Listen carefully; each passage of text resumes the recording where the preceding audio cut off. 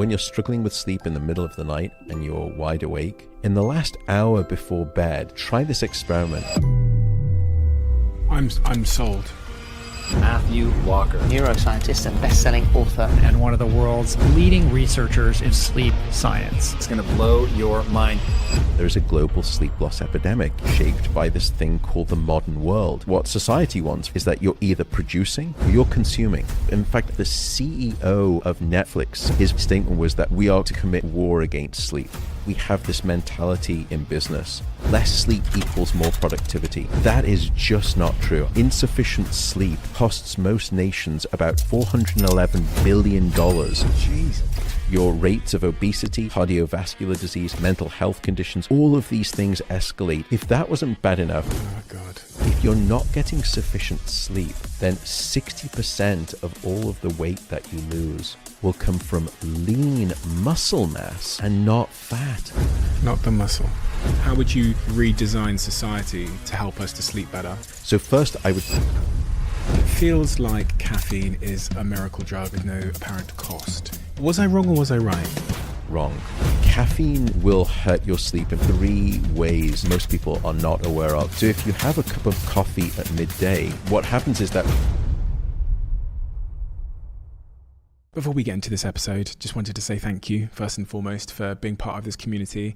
The team here at the Diary of a CEO is now almost 30 people, and that's literally because you watch and you subscribe and you leave comments and you like the videos. That this show's been able to grow, and it's the greatest honor of my life to sit here with these incredible people and just selfishly ask them questions that I'm pondering over or worrying about in my life.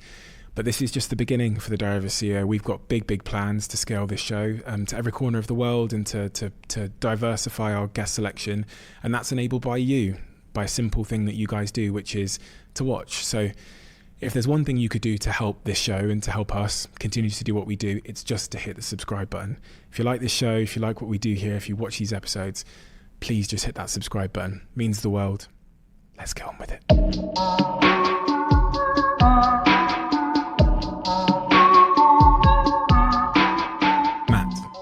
I have spent the longest time trying to sit down with you on this podcast. So I'm very happy to spend some time with you today. And that is because your work is now world renowned. And it's very important work.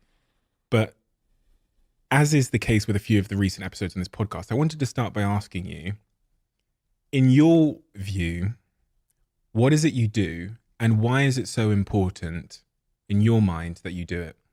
Well, firstly, thank you so much for having me here and having this conversation. It's an incredible privilege to sit with you. Why do I do what I do and why do I think it's important? Sleep, I would argue, is the single most effective thing that you can do to reset your brain and body health. And I don't say that flippantly. It's not as though I'm dismissing exercise or diet. Those two things are absolutely critical. But if I were to take you, the individual, and deprive you of exercise for a day, deprive you of food for a day, deprive you of water for a day, or deprive you of sleep for a day, 24 hours, and I were to map your brain and body impairments, it's not even a competition. That one night of lost sleep relative to those other things, it dwarfs, the only thing I lose out against is oxygen. If I deprive you of oxygen, you're going to pop out of existence a little bit quicker than you will with a lack of sleep. So sleep to me, I think, is the elixir of life. It is your life support system. And as best we can tell, I would argue it's Mother Nature's best effort yet at immortality. And so in that regard, that's why when I look across all of the studies and all of the data, it's so compelling to me. And part of the reason I think I've desperately tried, and I haven't done a good job, but I've tried to offer some public mission of reuniting humanity with the sleep that it's so bereft of, is because it does appear that there's a global sleep loss epidemic. If you look at the numbers, people are struggling so desperately with their sleep. So we have all of this knowledge, this incredible knowledge of sleep and how important it is. And it's a perfect storm colliding with this great sleep depression in modern society. And for that reason, I just felt as though, what can I do to try to help offer this voice and this science. And I am but a scientist, and I stand on the shoulders of all of my colleagues and all of these giants in the field. I'm just a researcher. So that's a little bit about, I guess, who I am, but more about why I do it and why I think it's important. If I were to try and define your sort of, and this, I hate doing this because it requires the application of some kind of narrow label. If I was to try and define what your title is in your own words, what would that be? So I'm just a professor of neuroscience of brain science at the University of California, Berkeley. I am not a medical doctor, just FYI for all of the things that we will talk about in this conversation. So I'm just a PhD. Just a PhD. Yeah. That's incredibly humble of you, but I would assert that you're, without a shadow of a doubt, the leading author, scientist, commentator, voice as it relates to the topic of sleep. And my question from that is, where did that begin? Like, where did that start in your life, in the journey of your life? When did sleep become the thing? It occurred to me, or happened to me, I should say, when I was doing my PhD. I was studying people with dementia, and we were trying to understand what type of different dementia that they had very early on in the course of their disease.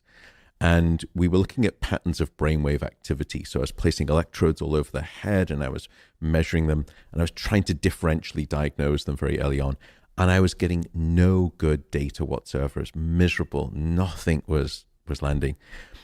And one day I went home at the weekend and sort of with all of my printed journals, and I go to my doctor's residence and have this sort of igloo of journals around me that I would sit and read at the weekend. And which probably tells you everything about my social life at the weekend, if that's what I was doing. But so I was reading these journals, and it occurred to me that some of these dementias were eating away at the sleep centers in the brain, and others would leave them untouched. And at that moment, I realized I'm measuring my patients at the wrong time. I'm measuring them when they're awake. I should be measuring them when they're asleep. Started doing that, got amazing results. And at that point, I wanted to ask the question, well, I wonder if the sleep problems are not simply a symptom of the dementia. I wonder if it's a potential cause of the dementia. And at that point, I started to think, well, so then what is this thing called sleep? And what I learned is that some of the greatest minds in the past 100 years had tried to answer a very simple question. Why do we sleep? And, 30 years ago, in fact, the crass answer was that we sleep to cure sleepiness. Which tells you nothing about, it's like saying, I eat to cure hunger. Well, no, that's not the right answer. Now, 30 years later, we've had to upend the question, and we now have to ask, is there any physiological system in your body? Is there any operation of your mind that isn't wonderfully enhanced when you get sleep, or demonstrably impaired when you don't get enough? And the answer seems to be no there. So my journey into the science of sleep really was an accident.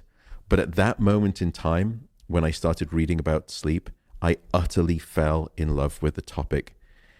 And it is a love affair that has lasted me over 20 years. I think it is the most beguiling topic in all of science. I'm biased, of course. And I will never study anything different. I know that now. I'll study it to the end of my career and until the end of my life. Wow. I've never heard anybody say to me on this podcast that they would study the same topic for the rest of their life. And you're a young man. You got a long way to go, especially the amount you've been sleeping. That's very kind of you to say.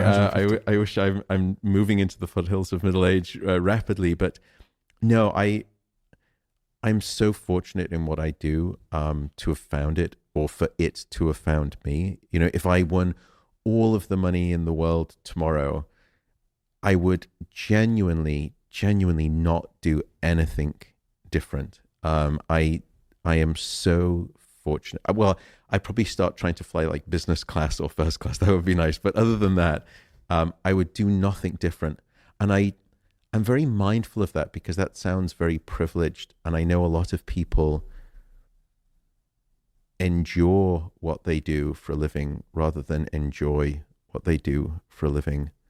And I know how lucky I am. So I don't mean to be dismissive of people in that regard. I just know how much I love what I do.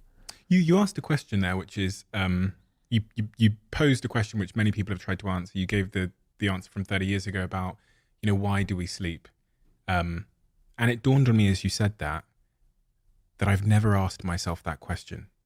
I've never even pondered the thought of why I sleep. I mean, I know what happens when I sleep, but do I know why my body can't just find another way? Why can't my body stay awake for the 24 hours? I know some animals, they sleep half their brain and then the other half kind of has a nap and whatever. Why do we sleep? It's a puzzling question because when you think about it from an evolutionary perspective, it makes no sense whatsoever. Sleep is utterly idiotic because when you're sleeping, firstly, you're not finding a mate, you're not reproducing, you're not foraging for food, you're not caring for your young, and worst of all, you're vulnerable to predation. Now, on any one of those grounds, but especially all of them as a collective, sleep should have been strongly selected against during the course of evolution.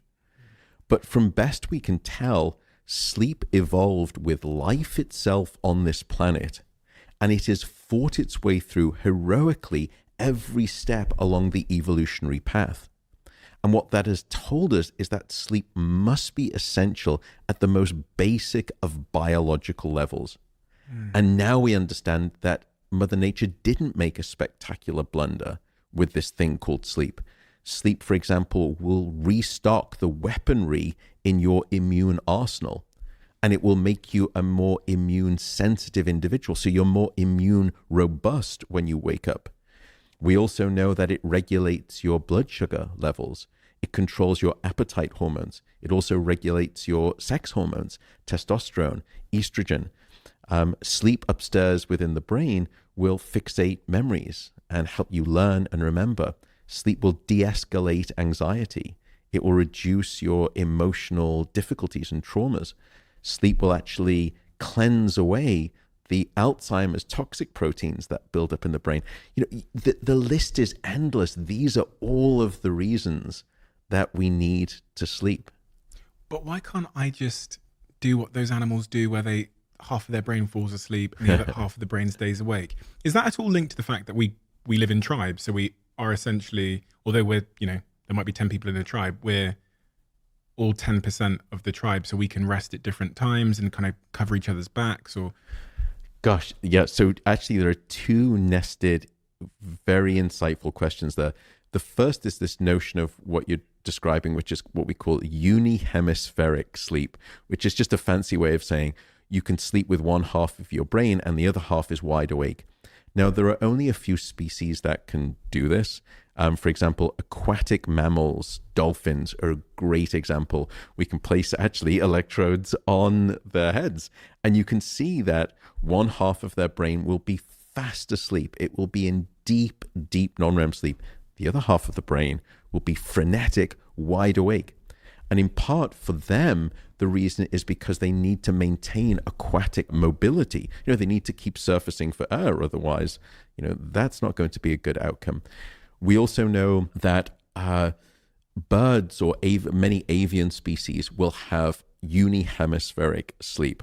And you can actually see this. There's some great YouTube videos online where they will film one half of the side of the bird's face and the eye is closed. And what it means is that the other half of the brain, because the brain is actually, the left half controls the right side controls the left side. So that left side is now fast asleep, which is the right eye closed. And then you kind of pan around and all of a sudden the other eye is wide awake and it's clearly looking about.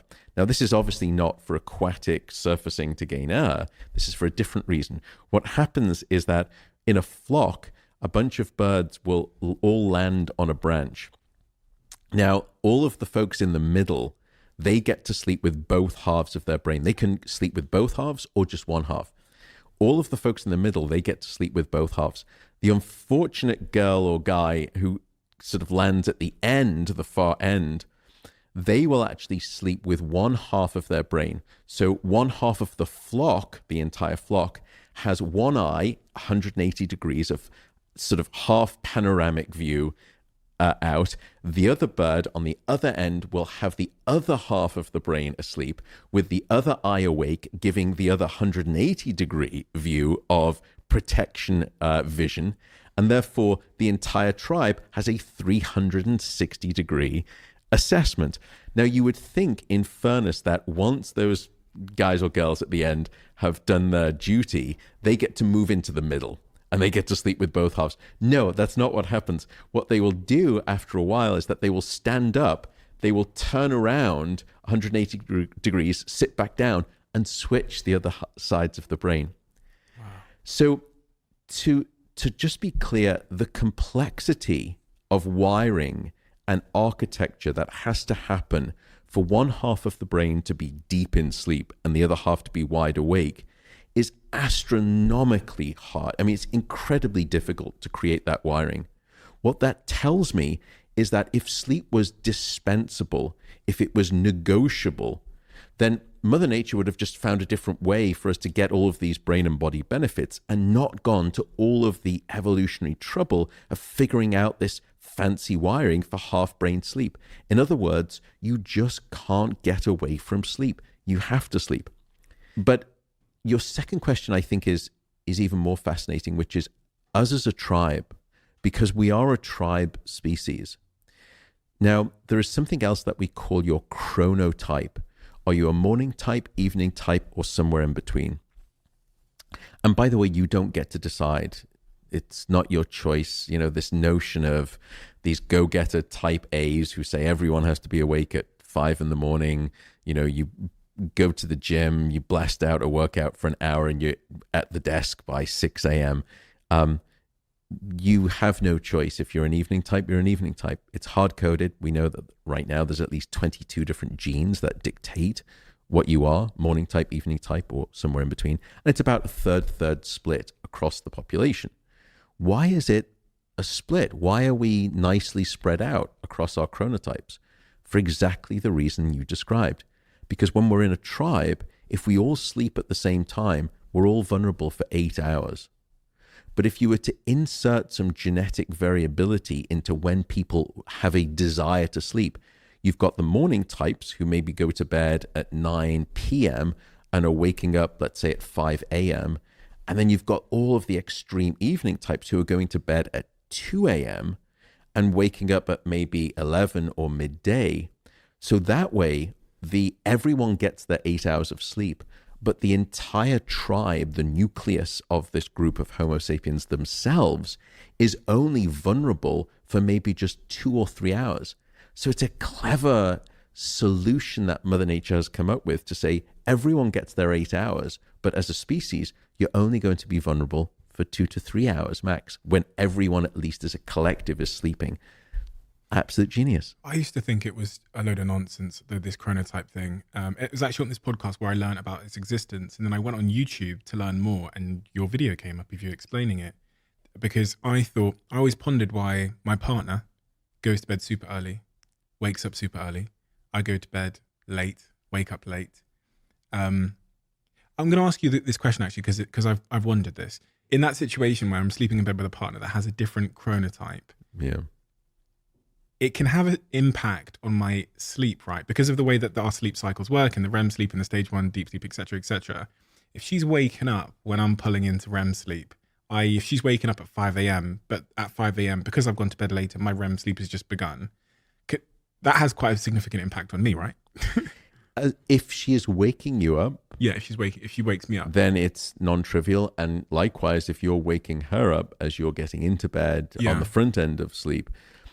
So it's very difficult. One of the things that couples will cite if they break up, firstly, is usually about a third of them will cite sleep difficulties or sleep issues, really, as a cause of their breakup, or at least as a contributing factor to that breakup. 1/3. Yeah. Jesus. That it's at least one of the factors. When you go then in and when you double click to say, okay, then what is it about this sleep kind of tension between the two of you? One of those things is a mismatch in chronotype. And you can see this when, people, I think this, on dating profiles now, someone was telling me People will even say like, I'm a morning type or I'm an evening type, as if you're stating up front, this is part of my identity, and just FYI, be forewarned, because maybe it's been an issue for them in the past. This is why I often speak about the notion of what's called a sleep divorce to prevent a real one. Now, it's not for everyone. A sleep divorce is where you sleep in separate locations. And when we've surveyed people, both use it from the Sleep Council in the United Kingdom and also the National Sleep Foundation here in America, the data is about the same. 1 in 4 people will say that they sleep in different locations with their partner. So almost a quarter of people in relationships will sleep in different locations. We think it's potentially an underestimate, because if you survey people anonymously, then a third of them will report waking up at least in a different location the next morning. And part of the reason that it's a taboo is because people think, well, if we're not sleeping together, then we're not sleeping together. The exact opposite is true, that when a couple is sleeping well, we know that the sex hormones are improved, testosterone in men, estrogen, and luteinizing hormone in women. We also know that your desire to be intimate with your partner is increased. What we found is that for an hour of extra sleep, if a woman gets an hour of extra sleep, her libido desire to be intimate with her partner increases by 14%. Now, to give you some context, the FDA drugs for improving or increasing libido in women, drugs such as Vyleesi here, clinical drugs, they will increase it by about 24%, and that's a pharmacological agent. But here, just the added non-pharmacological benefit of 1 hour of extra sleep will get you more than 50% of the way there. So I want to just remove that notion of the stigma of that if you're not sleeping together, you're not sleeping. It's usually quite the opposite. I would say that part of the challenge, though, is that if we look at all objective measures, if I measure your sleep and the sleep of your wife, if when you're sleeping separately versus when you're sleeping together, it's very likely that objectively you will both be sleeping worse when you're sleeping together. That's what the science tells us.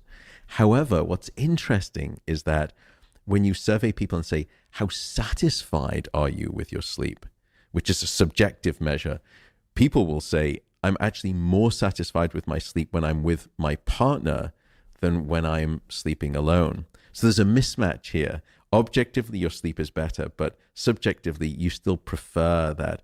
And of course, it's natural. You know, there is safety, there's security in co-sleeping. There is this sort of connection that we get. You can approach it if you want. Just be honest with yourself and be honest with your partner. And you can start by saying, look, this isn't forever. I just want to say, let's do an experiment for a week, for 10 days. Let's just try it and see how it goes. It doesn't need to be permanent, because what you actually miss are the bookends of sleep. For the most part, the two of you are not conscious for most of the experience of sleeping together. It's really getting into bed and sort of having a kiss or a cuddle and sort of waking up together in the morning and sort of... Now, obviously, when you're mismatched chronotype, that's also can be a challenge too.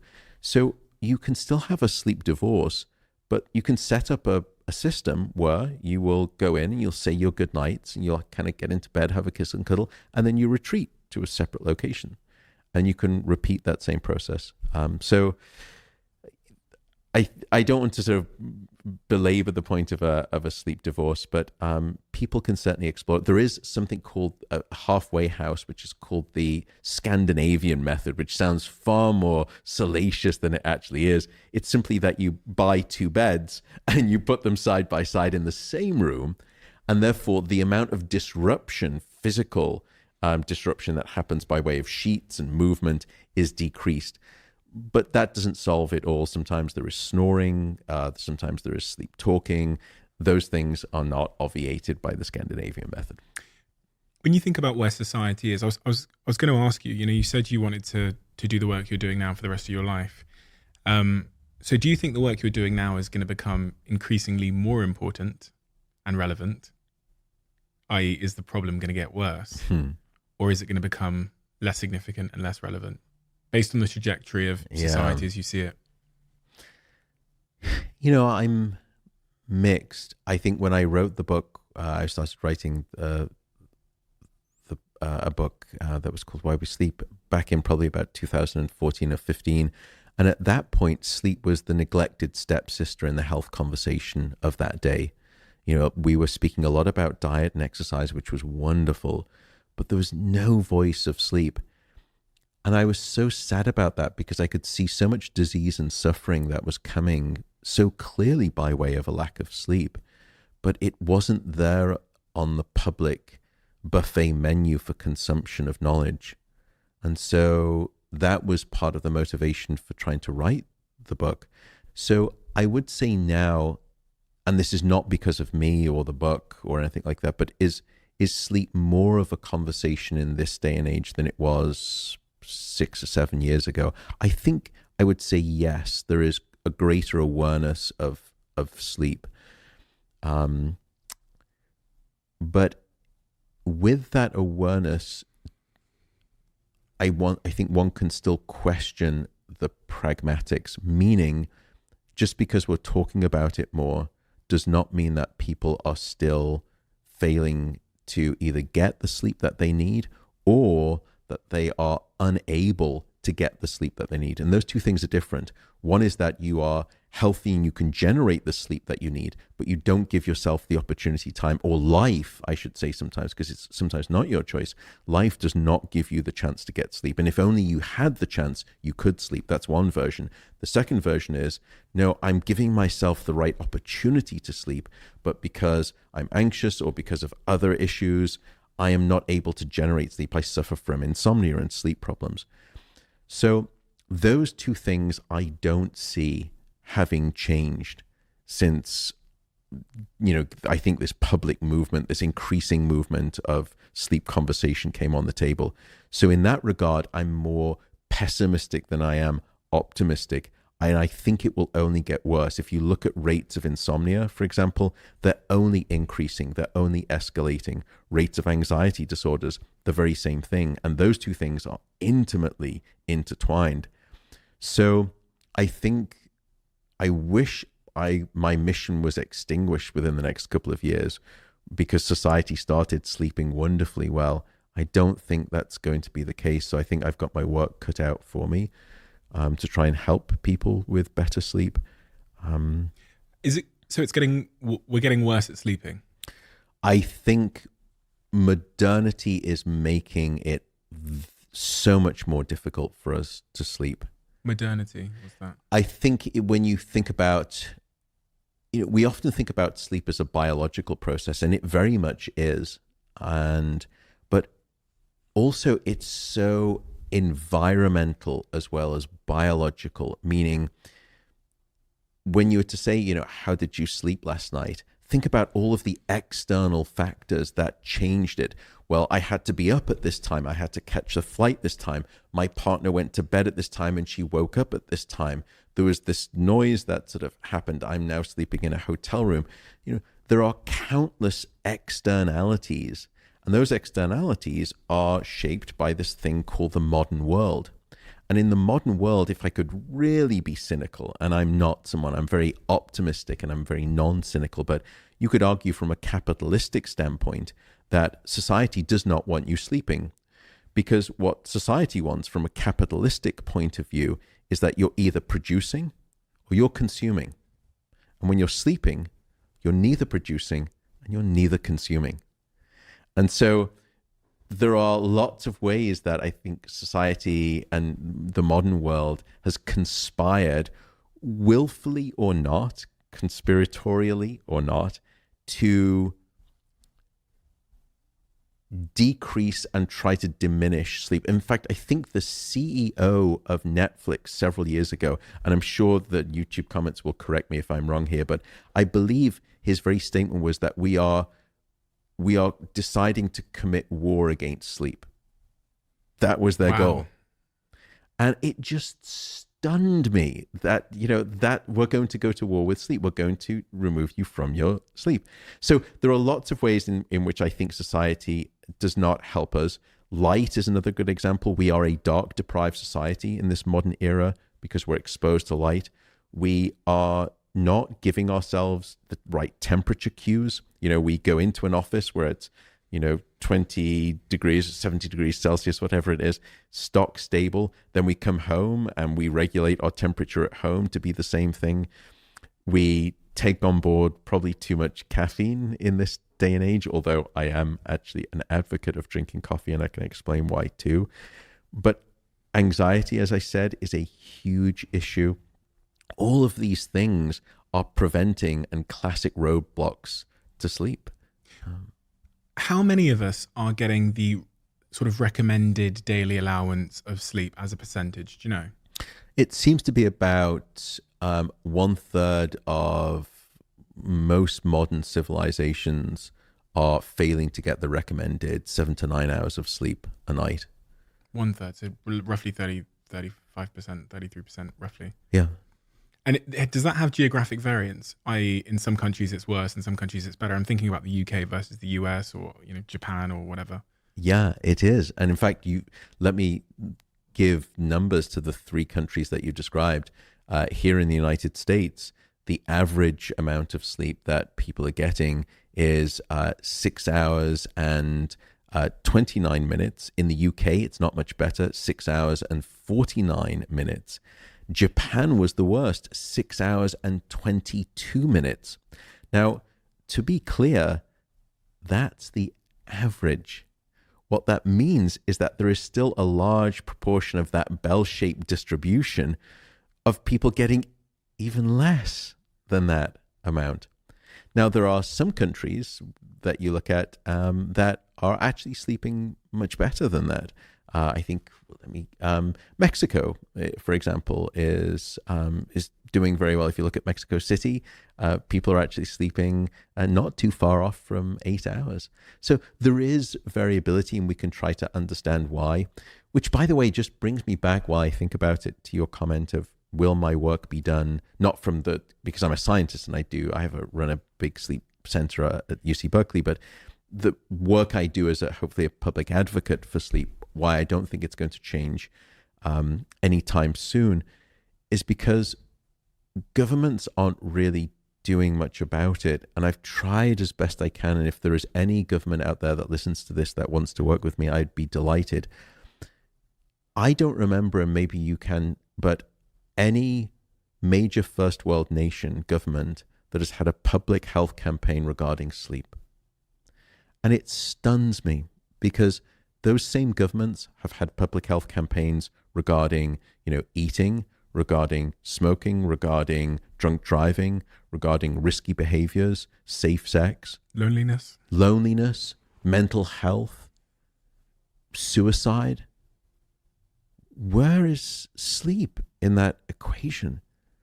And it's such a fundamental ingredient. And in fact, almost all of those things that I've just described have an intimate relationship with sleep. I mean, suicide especially, we're starting to do a lot of work with this, although it's been hard to get funding.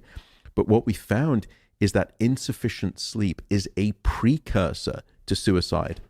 That sleep disruption seems to predict both suicide ideation, in other words, suicidal thinking, suicide planning, and tragically, suicide completion as well. So if we were to try to have governments create a public health campaign to pull this Archimedes lever on better sleep, there are so many other health benefits. Sleep is the tide that rises all the other health boats. It's almost like it's like a mixing deck in a studio, in those sound studios where you've seen it. And then there's that one button all the way to the end, the white button, sort of that when you move it up, sort of all of the other dials, the sort of the red, yellow, orange, green dials, they all move up at the same time as well. There's this like sort of there's like one ring to rule them all. Sleep is that Archimedes lever. So if governments could only execute on that, the health benefits would be manifold in terms of their consequences. It begs the question, if I were to make you today president, prime minister, whatever, of the world, and you had to do, just a few things to really fix the lack of sleep epidemic. There you go, I've diagnosed it. What would those things be if you were in charge? How would you redesign society to help us to sleep better? Gosh, it's such a good question. And I've thought a lot about this, almost in reverse, which is to say, why is it that we are struggling to get sleep? And there is no single answer. There are so many different reasons. And that's why it's actually a very challenging problem to solve. I would go through a descending level of steps. So first, I would start at the government level, and we would get those public health campaigns in order. Next, I would go to the professional level, because there we have this mentality in business that, sleep is for the soft among us, that less sleep equals more productivity. And that is just not true. And I can provide you with all of the evidence. So we need to get rid of this sort of sleep machismo attitude in the workplace where we wear our badge of honor of sleep deprivation on our arms. We need to get companies to actually start embracing sleep. And I can guarantee you, and I can give you all of the evidence as to why, if as a company, as a CEO, if you start prioritizing the sleep of your employees, you will be far better off as a company. You will be more product-based, and you will be more profitable and revenue-generating.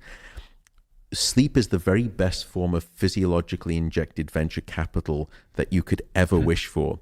And in fact, the RAND Corporation, which is an independent survey corporation, what they found is that at a national level, insufficient sleep costs most nations about 2% of their GDP. So here in America, that number was $411 billion of lost profit caused by insufficient sleep. In the United Kingdom, it was over $50 billion. In Japan, it was over $120 billion. If I could solve the sleep loss crisis in the workplace, I could perhaps double the healthcare benefit for many of those countries, or I could halve the education deficit in those countries. So the next level I would target is at business. Then next step down would be medicine. Medicine is a classic demonstration here. We have junior doctors, or here in America, they have doctor residency programs where people are working 20, 30-hour shifts. And so already doctors are inculcated into the mindset of the uselessness of sufficient sleep. Across numerous countries, and I think it was maybe over 8 different countries, we looked at the medical curricula. And we asked, how many hours of education do doctors get about sleep? And what's strange is that, often doctors, you'll go in and you'll have an appointment, they'll say, okay, how are you eating? And, what's going on with the bathroom? How's the toilet? And then, how are you sleeping? As if sleep is one of these universal health barometers. But what we found is that most doctors will only be given about an hour to an hour and a half of sleep education during their entire medical school education, which blows my mind because it is 1/3 of their patients' lives, but they're only given about 90 minutes of education. So no wonder your doctors aren't treating your sleep problems, thinking about your sleep problems, understanding your sleep. It's not their fault. And plus, they're sleep deprived anyway when they're being trained. Ironically, by the way, doctors, junior doctors who've worked a 30-hour shift, when they finish that 30-hour shift and get back in their car, they are 168% more likely to get into a car accident because of their lack of sleep and end back up in the emergency room from where they were just working, but now as a patient. I mean, the paradox, the irony just stuns me. So I would next move down to the level of medicine. Then I would go to education, because we don't get taught about sleep in schools. I never got one of those special classes. I got sort of, sexual education classes about drugs. No one came in and told me about the benefits of sleep. Why aren't we doing that? Then next, I would move down into the family, because there is prejudice in families with sleep. It's this notion of parents of teenagers, and these teenagers, by the way, it's not their fault. They have a shift in their chronotype, in their circadian rhythm, that when they go through puberty, when they're going through adolescence, they get fast forwarded in time. So when they were 8 or 9 years old, they would be going to bed, sort of early in the evening. But now as teenagers, they seem to be stubborn and they're staying awake until midnight, 1 a.m., and they won't get into bed. It is not their fault because they have a biologically wired shift in their tendency of when they want to wake up and when they want to sleep. Why am I bringing this up about this sort of mismanagement in the home? Because parents at weekends, they'll go into the room of the teenagers, they'll pull open the curtains, they will pull the covers off and they say, you're wasting the day. And firstly, what they're doing is probably trying to sleep off a debt that we've lumbered them with during the week because of this incessant model of early school start times, which I'll come back to. But within the home, if you ask parents of teenagers, what percent of parents think that their teenagers are getting sufficient sleep? And about 70% of them will say, yes, my teenager is getting sufficient sleep. When you look at the data, only about 15% of teenagers are actually getting the sleep that they need. So what happens is a parent-to-child transmission of sleep neglect. They're saying you're lazy, you're slothful. So then what happens? Well, in 15, 20 years' time, now that teenager has got a teenage child. What do? They go back in the room, they rip the curtains open, they say you're wasting the day because that's what they were told. So we need to break that down too. And then finally, we need to come to the individual and we need to solve the individual's sleep problem. So it's a very long answer and I'm desperately sorry to a very big question as to what I would do if I was Tsar for a day. But I hope that gives you some sense of the depth that I think we need to go to. I've tried to think about the question a lot. It's not particularly well executed. I don't think I was very eloquent there, but I hope that gives a sense. It sounded perfectly eloquent to me. It sounded like a manifesto. So hopefully if there are people listening from governments, which I'm sure there are, because, I hear about that sometimes, which is quite bizarre, but I'm sure they'll be getting in touch with you very quickly. Going back to the top of that stack, on the company level, so as a CEO or a CFO or an employer, whatever, there are some companies that are incentivizing their team members to sleep, right? Is there any data showing the efficacy of that? There is data that we have, and it's bi-directional, both the efficacy of when you increase sleep and also the detriment when you don't allow sleep. So a great example was NASA back in the 1980s. They were looking at using naps in the astronaut program because when you're up and you're orbiting Earth, you will actually be cycling Earth, really quite quickly. And you will get to see, depending on the orbit, maybe somewhere between 10 to 15 sunrises every 24 hours, which sounds, amazing and remarkable. But trust me, in terms of your sleep, it is very dislocating. So they were looking at how to use naps strategically to improve performance, because the weakest link on any space mission, and we've done some work with NASA, is the human being themselves. And they can cause catastrophic failure. Now, if you make an error at work and you're here terrestrially on the ground, it's probably non-trivial. Make an error when you're up in space, it can be a big deal. So they were looking at that. And what they found was that these naps, anywhere between 20 minutes to an hour, could increase productivity on these different tasks by about 34% and increase general alertness by over 50%. And in fact, the data was so powerful that it ended up being transmitted to all of the terrestrial workers on the ground, that NASA would start to, it was what was called NASA naps. It was a NASA nap culture. Now, NASA isn't desperately compassionate by any means. It's a great organization. But they, just like companies like Google or Facebook, they understand the pounds and pennies sense, the dollars and the cents version of productivity. So anything that returns productivity, they will invest in. And some of those companies, I did some work at Google during a sabbatical, and there on their campus, they will have these nap pods, and they will have these what are called shh rooms, where you can go and you can take a nap. So think about 20 years ago, you would never imagine a company paying you to sleep on the job. If you were caught sleeping on the job, you'd probably be fired. Now companies are incentivizing it, not because they are thinking compassionately or empathetically about the health or the wellness of their individuals. It is because they understand that it transacts marked productivity. So NASA is a good example. When you give sleep, you get something back. But I can go back to the reverse of that. Why we think that a lack of sleep does not equal more productivity is for at least 5 reasons. First, when you survey, and we can do these studies in the laboratory too, when you undersleep employees, they will choose less challenging problems. So if you give them an array of work problems, they will just simply, check email, they'll listen to phone messages. They don't dig into deep project work. Second, of the problems that they do take on in their work, they will produce fewer creative solutions. And after all, creativity and ingenuity are supposed to be the 2 engines that drive businesses forward in terms of their productivity and their revenue.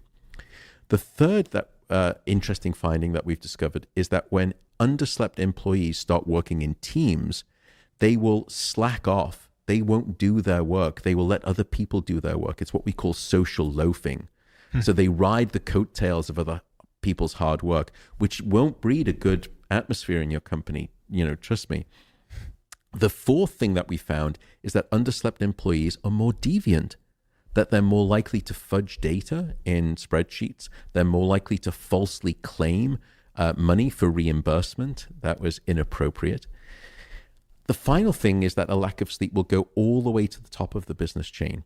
What we found is that the more or less sleep that a business leader has had from one night to the next, the more or less charismatic their employees will rate that business leader from one day to the next, even though the employees themselves, they know nothing about the sleep that CEO has been getting. It's evidential in how charismatic that CEO is.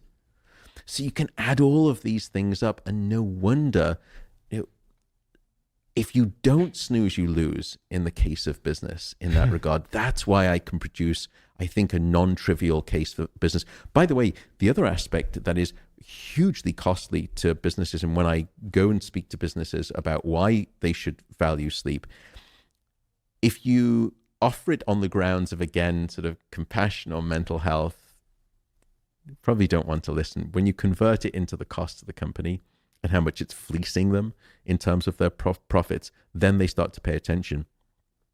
Underslept employees will take on average about 11 more days, sick days throughout the year relative to well-slept individuals.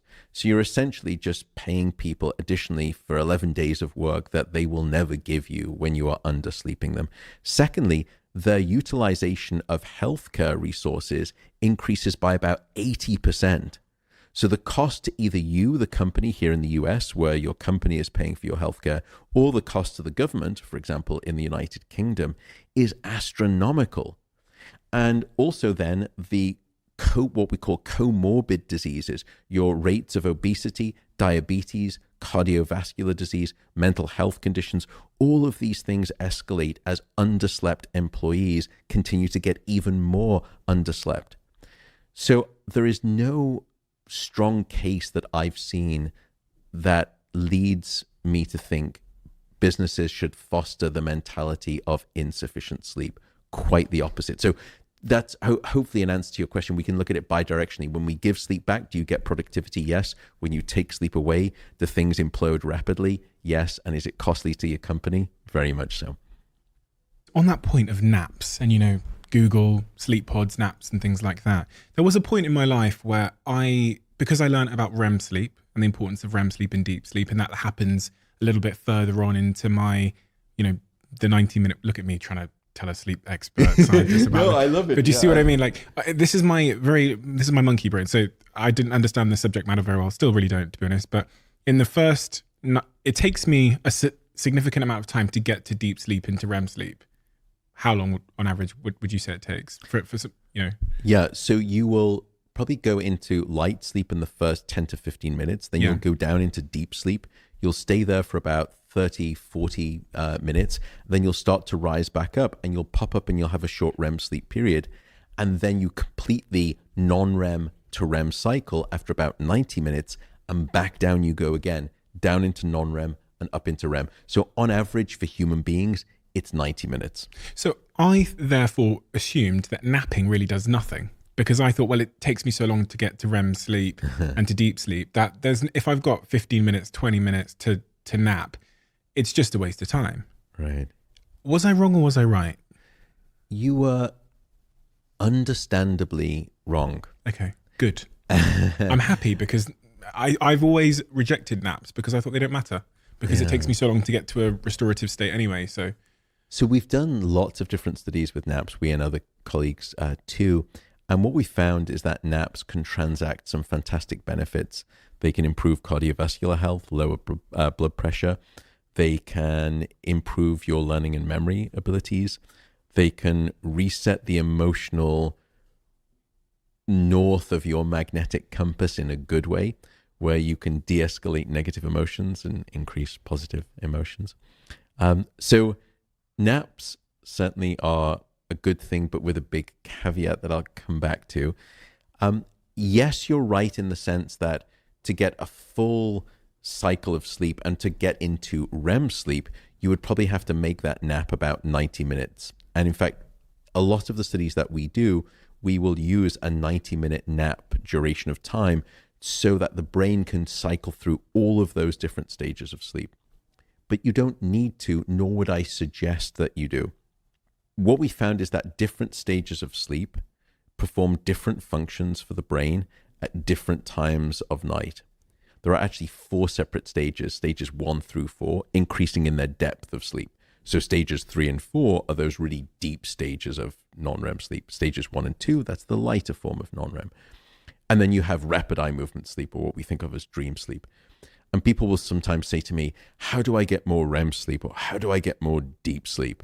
And my response to them is, why do you want to get more REM sleep? And their answer is, well, isn't that the good stuff? Yeah. And it turns out that there is no good stuff. It's all good stuff. Maybe with the exception of that light stage 1 non-REM sleep, that's shallow sleep, and we typically don't like to see too much of that. But stage 2 non-REM sleep, 3 and 4, they all have their different functions that we've discovered, and REM sleep has its functions. So you need all of them. You can't shortchange any of them. But for a nap, what we found is that you can get nice benefits for things like your learning and your memory, and it can even reduce some level of anxiety up to about 20 minutes. You can nap. I think one of the studies, they brought a nap down to about 9 minutes in duration, and there was still some basic improvements for your sort of general level of alertness and reaction time. For example, if you're an athlete, that's non-trivial. So the reason I would say be careful with naps is for 2 main sort of suggestions. The first is try not to nap for about longer than 20 minutes, because once you go past 20 minutes, you really start to go down into those deeper stages of non-REM sleep. And if you wake up after about 45 minutes or 60 minutes, it's not a problem. I'm not suggesting that you shouldn't or you couldn't. I'm just saying be aware, because when you come out of that deep sleep and you wake up from that deep sleep, normally that's not how you wake up. You will usually wake up out of lighter stages of sleep or out of REM sleep. It's rare that we wake up out of deep sleep. But if you nap and you nap for about 40 minutes, you'll probably go down into deep sleep. And at that point, if you wake up and your alarm goes off, then you're going to feel almost miserable and worse than you did before the nap, because you have what's called sleep inertia, which is essentially a sleep hangover, where the brain is still sort of pulled back into that deep sleep state.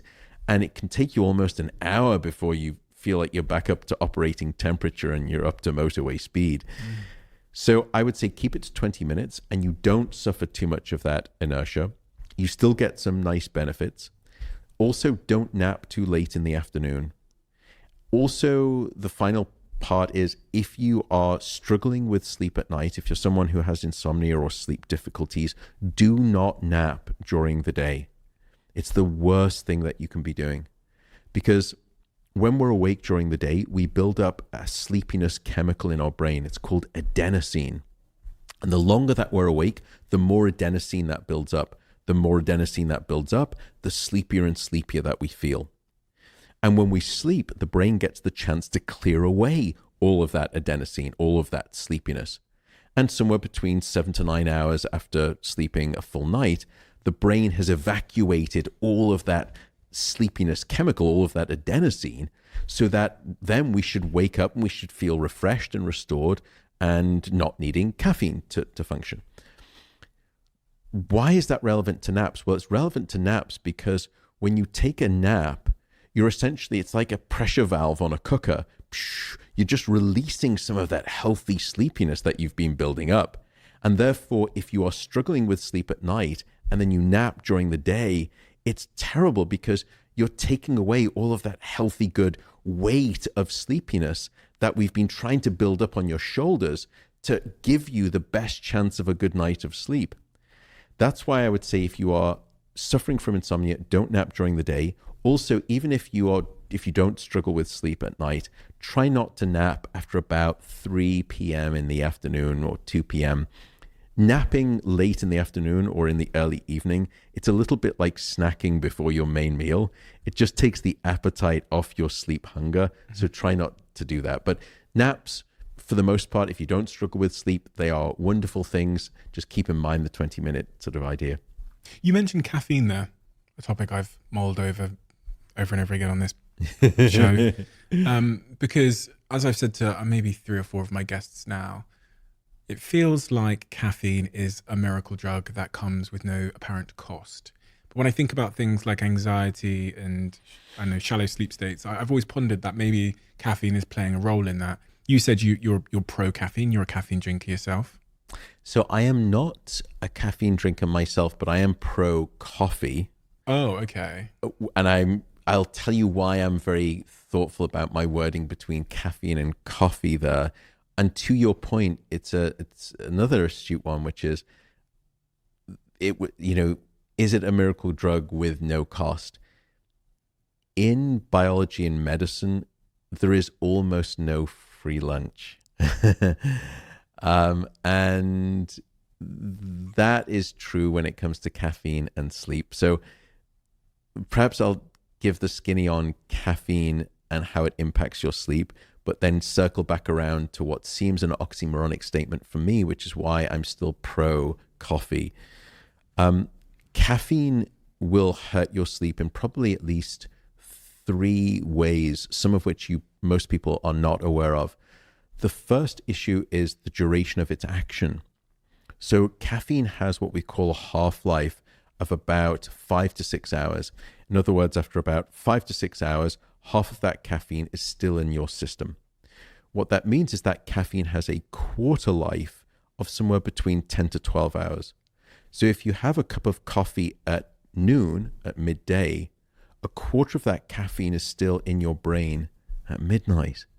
So having a cup of coffee at noon, and it's hyperbole in truth, probably, or it's a little bit hyperbolic, but it's almost the equivalent of a coffee at noon is the equivalent of, tucking yourself into bed, and just before you turn the light out, you swig a quarter of a cup of coffee and you hope for a good night of sleep, and it's probably not going to happen. So that's the first thing to keep in mind, is the timing of caffeine. The second is that caffeine is a stimulant. Now, everyone knows this. Everyone knows that caffeine can make you more alert and more awake. By the way, how does it do that? It comes back to adenosine, which is the chemical that we spoke about, the sleepiness chemical. It's no coincidence that those 2 things sound the same at the end of the name, caffeine and adenosine. Caffeine will actually race into your brain and it will latch on to the adenosine receptors, the welcome sites in your brain. And it has very sharp elbows and it will force away the adenosine from those receptors and it will hijack those receptors. Now, at this point, you may be thinking, well, hang on a second. If it's latching onto those sleepiness chemical receptors, shouldn't caffeine make you more sleepy? And the answer is no, because what it does is it just latches onto the receptor and it inactivates it, essentially. So it masks the receptor. What caffeine does then is race into your brain. You've got all of this sleepiness at 9 p.m. or 10 p.m. You have an espresso because you're trying to power through and finish the report or the presentation for your pitch for your deck for your startup company. And that caffeine races in, it latches onto the adenosine receptors and blocks the signal of adenosine. So now your brain was thinking, I'm starting to get tired, it's 10 p.m., but now all of a sudden that signal is blocked. And caffeine is like hitting the mute button on your television remote controller. It just mutes the signal of sleepiness. So now you think, well, no, I don't feel sleepy anymore. And here's the danger, that even though, well, when the caffeine is in your system and is latched onto the receptors, that adenosine is still there. It's not going away. In fact, if anything, during the course of the caffeine in your system, it continues to build and build. And now when the caffeine finally gets metabolized and excreted out of your system, not only do you go back to the sleepiness that you had many hours before, it's that plus all of the adenosine sleepiness that's been building up during that time in between. So you get hit with this huge tsunami wave of sleepiness, and that's what we call the caffeine crash. So one of the issues, so that's sort of caffeine in terms of how it works and its timing. Another issue is that it creates anxiety, just as you said.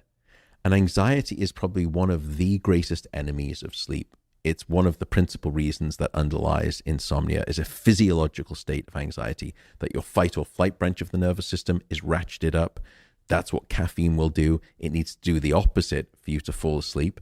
That's why you can have what we call the tired but wired phenomenon, where you say, I'm so desperately tired. I am so tired, but I'm just so wired that I can't fall asleep. It's because your nervous system is too amped up. Caffeine will trigger that amping up. Then at that point, if you're struggling to fall asleep because you've got too much caffeine on board, it is what we call anxiogenic. So now you start to worry. And the last thing you need to do when your head hits the pillow for good sleep is worry. Because when you start to worry, you start to ruminate. And when you ruminate, you catastrophize. And when you catastrophize, you're dead in the water for the next 2 hours when it comes to sleep. Because we have this sense that, things at night, in the darkness of night, are so much bigger than they are in the brightness of day. And we start worrying, in this modern era, we're constantly on reception. And very rarely do we do reflection. And unfortunately, the only time when we typically do a reflection is when we turn off the light and our head hits the pillow. And that is the last time you want to be doing reflection. So that's the second problem with caffeine. It's anxiogenic, and it only makes you sort of almost like the Woody Allen neurotic of the sleep world. The final part of caffeine is that it's very good at blocking your deep sleep. So we've done a number of these studies where we'll give people a standard dose of caffeine, let's say 150 milligrams, 200 milligrams, which is probably, a cup and a half of good, strong coffee. And then we put you to bed and we look at the amount of deep sleep. And it will strip away your deep sleep by about somewhere between 15 to 30%. Now, to put that in context, to drop your deep sleep by 30%, I'd probably have to age you by about 40 years, 40. Or you could do it every night with an espresso with dinner. And that's one of the problems. People will say to me, look, I'm one of those people who I can have 2 espressos with dinner and I fall asleep fine and I stay asleep. So no harm, no foul. Well, not necessarily, because even if you fall asleep and you stay asleep, you're not aware of the lack of the deep sleep that you're not getting because of the caffeine. And so now you wake up the next day and you think, well, I don't remember having a hard time falling asleep. I don't remember waking up. But now I'm reaching for 2 or 3 cups of coffee the next morning rather than my standard 1 cup of coffee because I don't feel refreshed and restored by my sleep because I was lacking the amount of deep sleep. And deep sleep, what does that rob us of? The lack of deep sleep. So lack of deep sleep is critical for regulating your cardiovascular system. It's the time when we do replenish the immune system. It also regulates your metabolic system, so it controls the hormones such as insulin that will regulate your blood sugar, and you will become blood sugar dysregulated without sufficient deep sleep. Upstairs in the brain, deep sleep will strengthen and consolidate and secure new memories into your brain. They will prevent those memories from being forgotten. Deep sleep is also the time when we cleanse the brain of metabolic toxins, particularly the toxins that are related to Alzheimer's disease. So getting a lack of deep sleep is, I would say, a non-trivial thing in that regard. But I don't want to be also puritanical here, and this is where I'm going to change my tidal tune. I am not here to tell anyone how to live their life. I have no right to tell anyone how to live their life. I'm just a scientist. All I want to try and do is gift you the science and the knowledge of sleep so that you can make an informed choice. And after all, and the same is true for alcohol too and sleep, life is to be lived to a certain degree. No one wants to be the healthiest guy in the graveyard. I don't want to be that way too. I want to live life just with moderation. The reason I don't drink caffeine is not because I'm so puritanical. I want to be the poster child of good sleep. I love the smell of freshly ground coffee in the morning. It's a great ritual. It's just that I've run my genetics and I am one of the slow caffeine metabolizers. So you can do these genetic kits online and they will tell you, are you a slow metabolizer or a fast metabolizer? So that's the variability. That's why some people say, look, I'm pretty immune to caffeine. Others will say, no, I'm not. Why do I now favor coffee? I was actually quite anti-caffeine in coffee when I first came out with the book, just looking at the studies. But now the data is immensely compelling. The health benefits associated with coffee are undeniable. Study after study after study, and we can put them all together in this big, what we call a meta-analysis study. And it is so strikingly clear that drinking coffee is a good thing for you from a health perspective. Two things to say about that. The first is that it's got nothing to do with the caffeine. And a lot of people have sort of rightly challenged me to say, look, you say how problematic sleep can be when you're drinking too much caffeine. But yet coffee is associated with many of the same health benefits that sleep is associated with. But coffee is supposed to hurt your sleep. How do you reconcile those two, Matt Walker? And the answer is very simple: antioxidants. Because it turns out that the coffee bean contains a whopping dose of antioxidants. Things such as, it's got other things such as cafestol, but it's got a bunch of incredible antioxidants. Probably the most powerful of them in terms of the coffee bean is something called chlorogenic acid. Now, don't worry, it's not chlorine, it's not chloride, it's not bleach. Chlorogenic acid is very different. And what's happened in the modern world is that we have and struggle with our diet so much because we don't eat enough whole foods, etc. So what's happened is that the coffee bean has been now asked to carry the Herculean weight of all of our antioxidant needs on its shoulders. And where most people get the majority of their antioxidants is by way of drinking coffee. That's why coffee is associated with so many health benefits. And it's not the caffeine. Case in point, if you look at the studies with decaffeinated coffee, you get very similar health benefits. Again, it's not the caffeine, it's the coffee itself. So the bottom line here is drink coffee, but I would say the dose and the timing make the poison. So try to limit yourself to about 2 cups of coffee, 3 cups of coffee maximum. Because if you look at the health benefits, by the way, it's not a dose response where it's linear, where the more and more coffee you drink, the more and more healthy you become.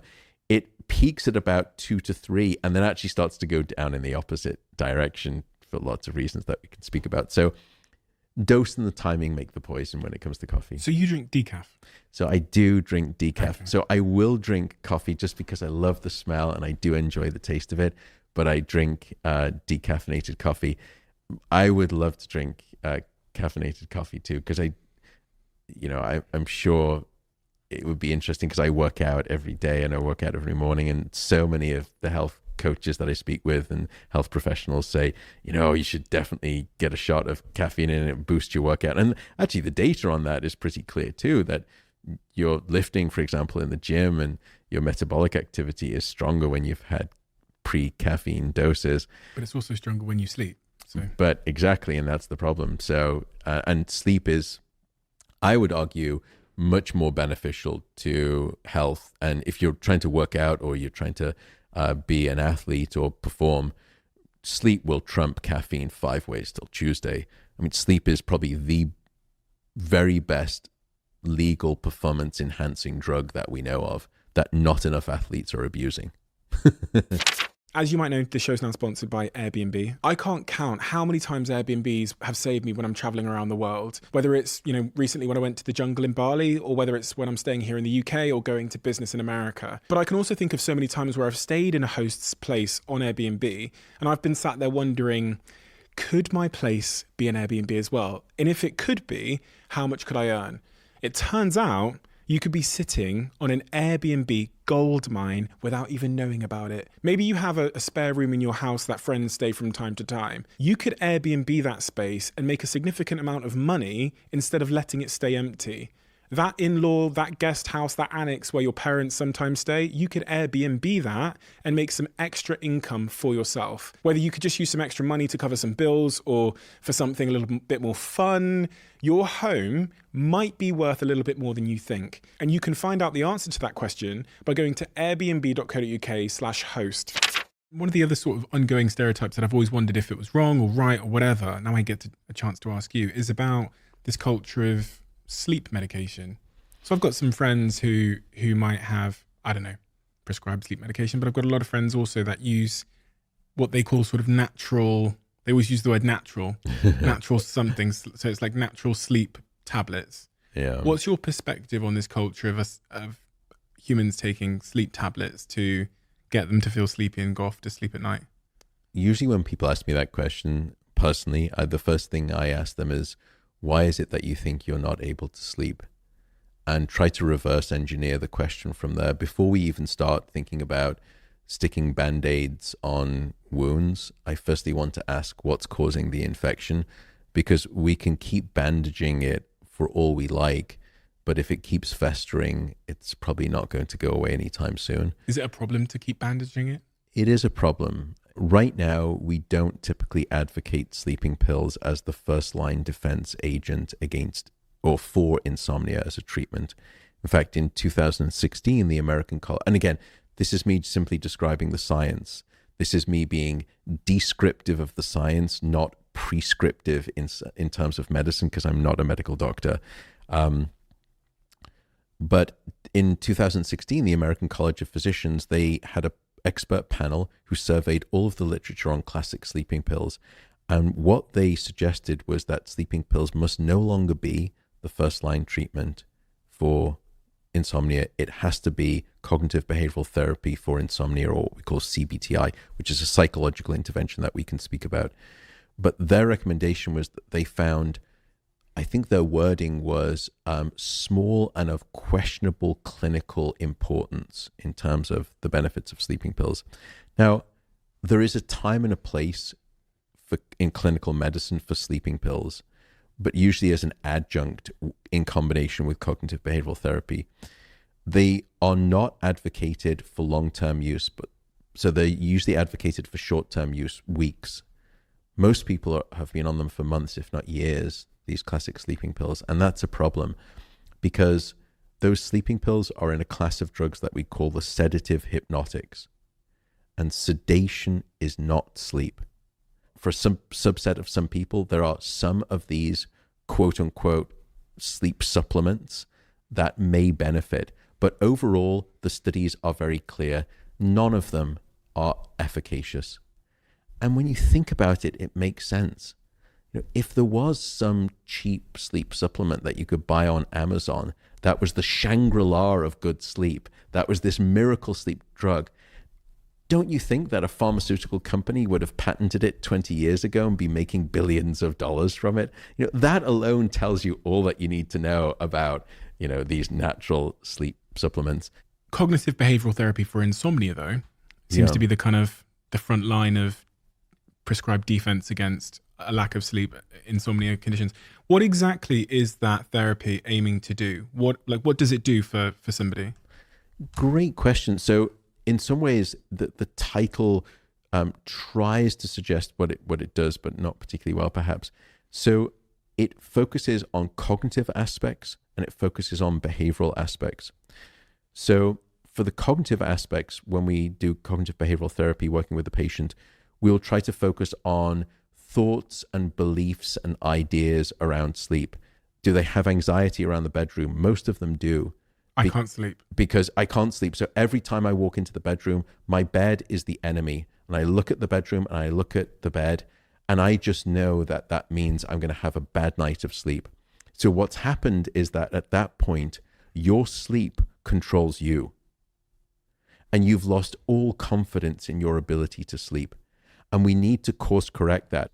So one of the things we do in cognitive behavioral therapy is that we lower that anxiety and we say, look, everyone has a bad night of sleep, even a bad couple of nights of sleep. In fact, I will tell you, I don't sleep perfectly well all the time too. I've had at least 2 very severe bouts of insomnia in my life. We all have a bad night of sleep.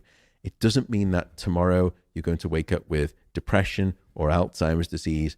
Don't worry, you're not going to get cancer, just because you've had a bad night of sleep. So we start to change people's misbeliefs about sleep. And we try to get them back from being catastrophic about this idea of my not sleeping. So that's the cognitive aspect. We start to lower their anxiety around the bed and the bedroom. We start to try to build confidence back. We start to reduce their expectations about, what is reasonable sleep? Well, right now you're getting 4 or 5 hours of sleep, and we can do better. But don't start thinking that you need to get 8 hours of sleep straight out the box. Let's just manage it. That's just because it's going to stress you out, right? It's only going to make matters worse. Right, okay. When you're struggling with sleep in the middle of the night and you're wide awake, you're laying in bed and you're thinking, oh my God, I've got 5 hours left before I've got to go to work. It's terrible. It's the last, it's a little bit like trying to remember someone's name. The harder you try, the further you push it away. So would you say in that, what do I do in that situation? It's 2 a.m. in the morning, you've got to be up at 7, there's a flight you're getting on, so whatever. Yeah. What should one do? Because from what I was reading in chapter 14, I was hearing that maybe I should get out of bed. Yeah. Or not just sit there and ruminate, into the early hours of the morning. Or do I stay in bed and do something? What does one do? The prototypical recommendation is that after about 30 minutes of time awake, you should get out of your bed and you should just go to a different room and do something like, read a book or listen to a podcast. Don't eat, because it then trains your brain to wake up to do that. Don't start working or getting in front of a computer screen. I said, listen to a podcast. Sure, just make sure your phone's in. You don't start scrolling any more than that. But you can do relaxing things, stretch, meditate. The reason is because if you start to spend a lot of time awake in your bed, your brain is an incredibly associative device. And very quickly, it will start to learn that this thing called your bed is this place where I'm always awake. And therefore, you start to learn through this repeated loop of behavior that I'm always going to be wide awake in bed. And we need to break that association. And that's why we say get out of bed after about 30 minutes, because you're just training your brain to think that this thing called my bed is the place where I'm never asleep. And we want to break that and only return to bed when you're sleepy. And there's no time limit for that. And that way, gradually, it's much better, because you will relearn the association that your bed, just as when you were young, it was guaranteed that your bed is this place where you will always be asleep. The problem with that is many people don't want, it's the middle of the night, it's dark, it's cold. I'm just not going to get out of bed. So what's your what else have you got in your toolbox, Matt? At that point, I would say, okay, that's reasonable. The first thing I would suggest is meditation.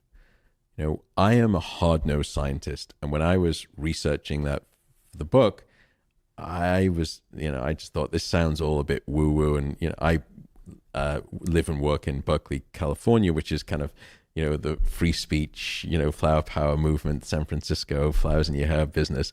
I just thought this is all a bit, holding hands and singing Kumbaya. This is not for me, this meditation stuff. I couldn't get away from the strength of the data. It was immensely powerful regarding sleep and its benefits on insomnia and sleep. So I started meditating, and now I meditate for 10 minutes before bed every single night. And I've been doing that for about 4 years. So I would say, even if it's in the middle of the night, and if I wake up in the middle of the night, I'll start to try to walk myself through a meditation. You referenced there listening to podcasts, etc., doing something else to stimulate the brain. When I go to bed, I have to have something playing. I say have to, I shouldn't be that definitive. I like to have something playing, some kind of sound or noise, whatever.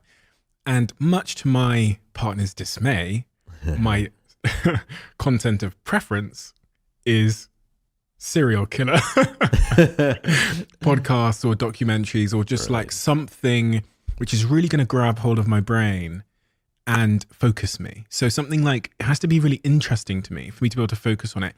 My partner is the opposite again. She likes silence. Why do I listen to serial killers? It's different for different people's constitutions, Yeah. and psychologies.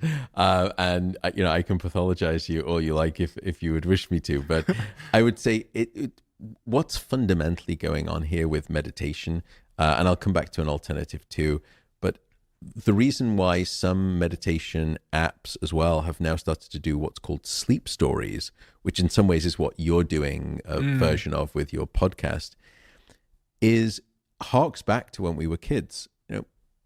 For many parents, they would just read a book to their kid, the children's books, goodnight books, because you would read the child to sleep.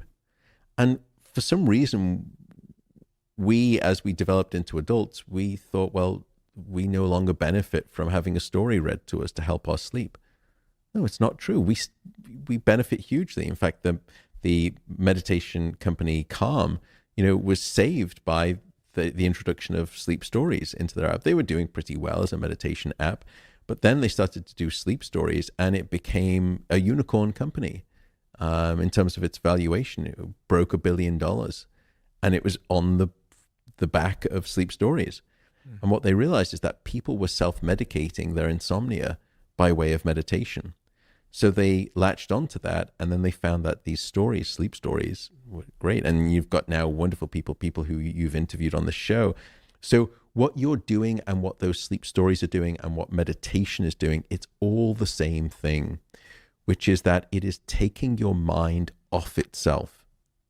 Because when you are struggling to sleep, or you've woken up in the middle of the night, what you don't want to be doing is focusing on either what did I do today? What did I not do today? What did I do poorly? Oh my goodness, what have I still got to do tomorrow? And at that point, things are just a disaster. You're wide awake. What all of the things that we've just discussed do is they take your mind off itself. And at that point, then you start to allow sleep to come back naturally. That's why one of the other suggestions is take yourself for a mental walk.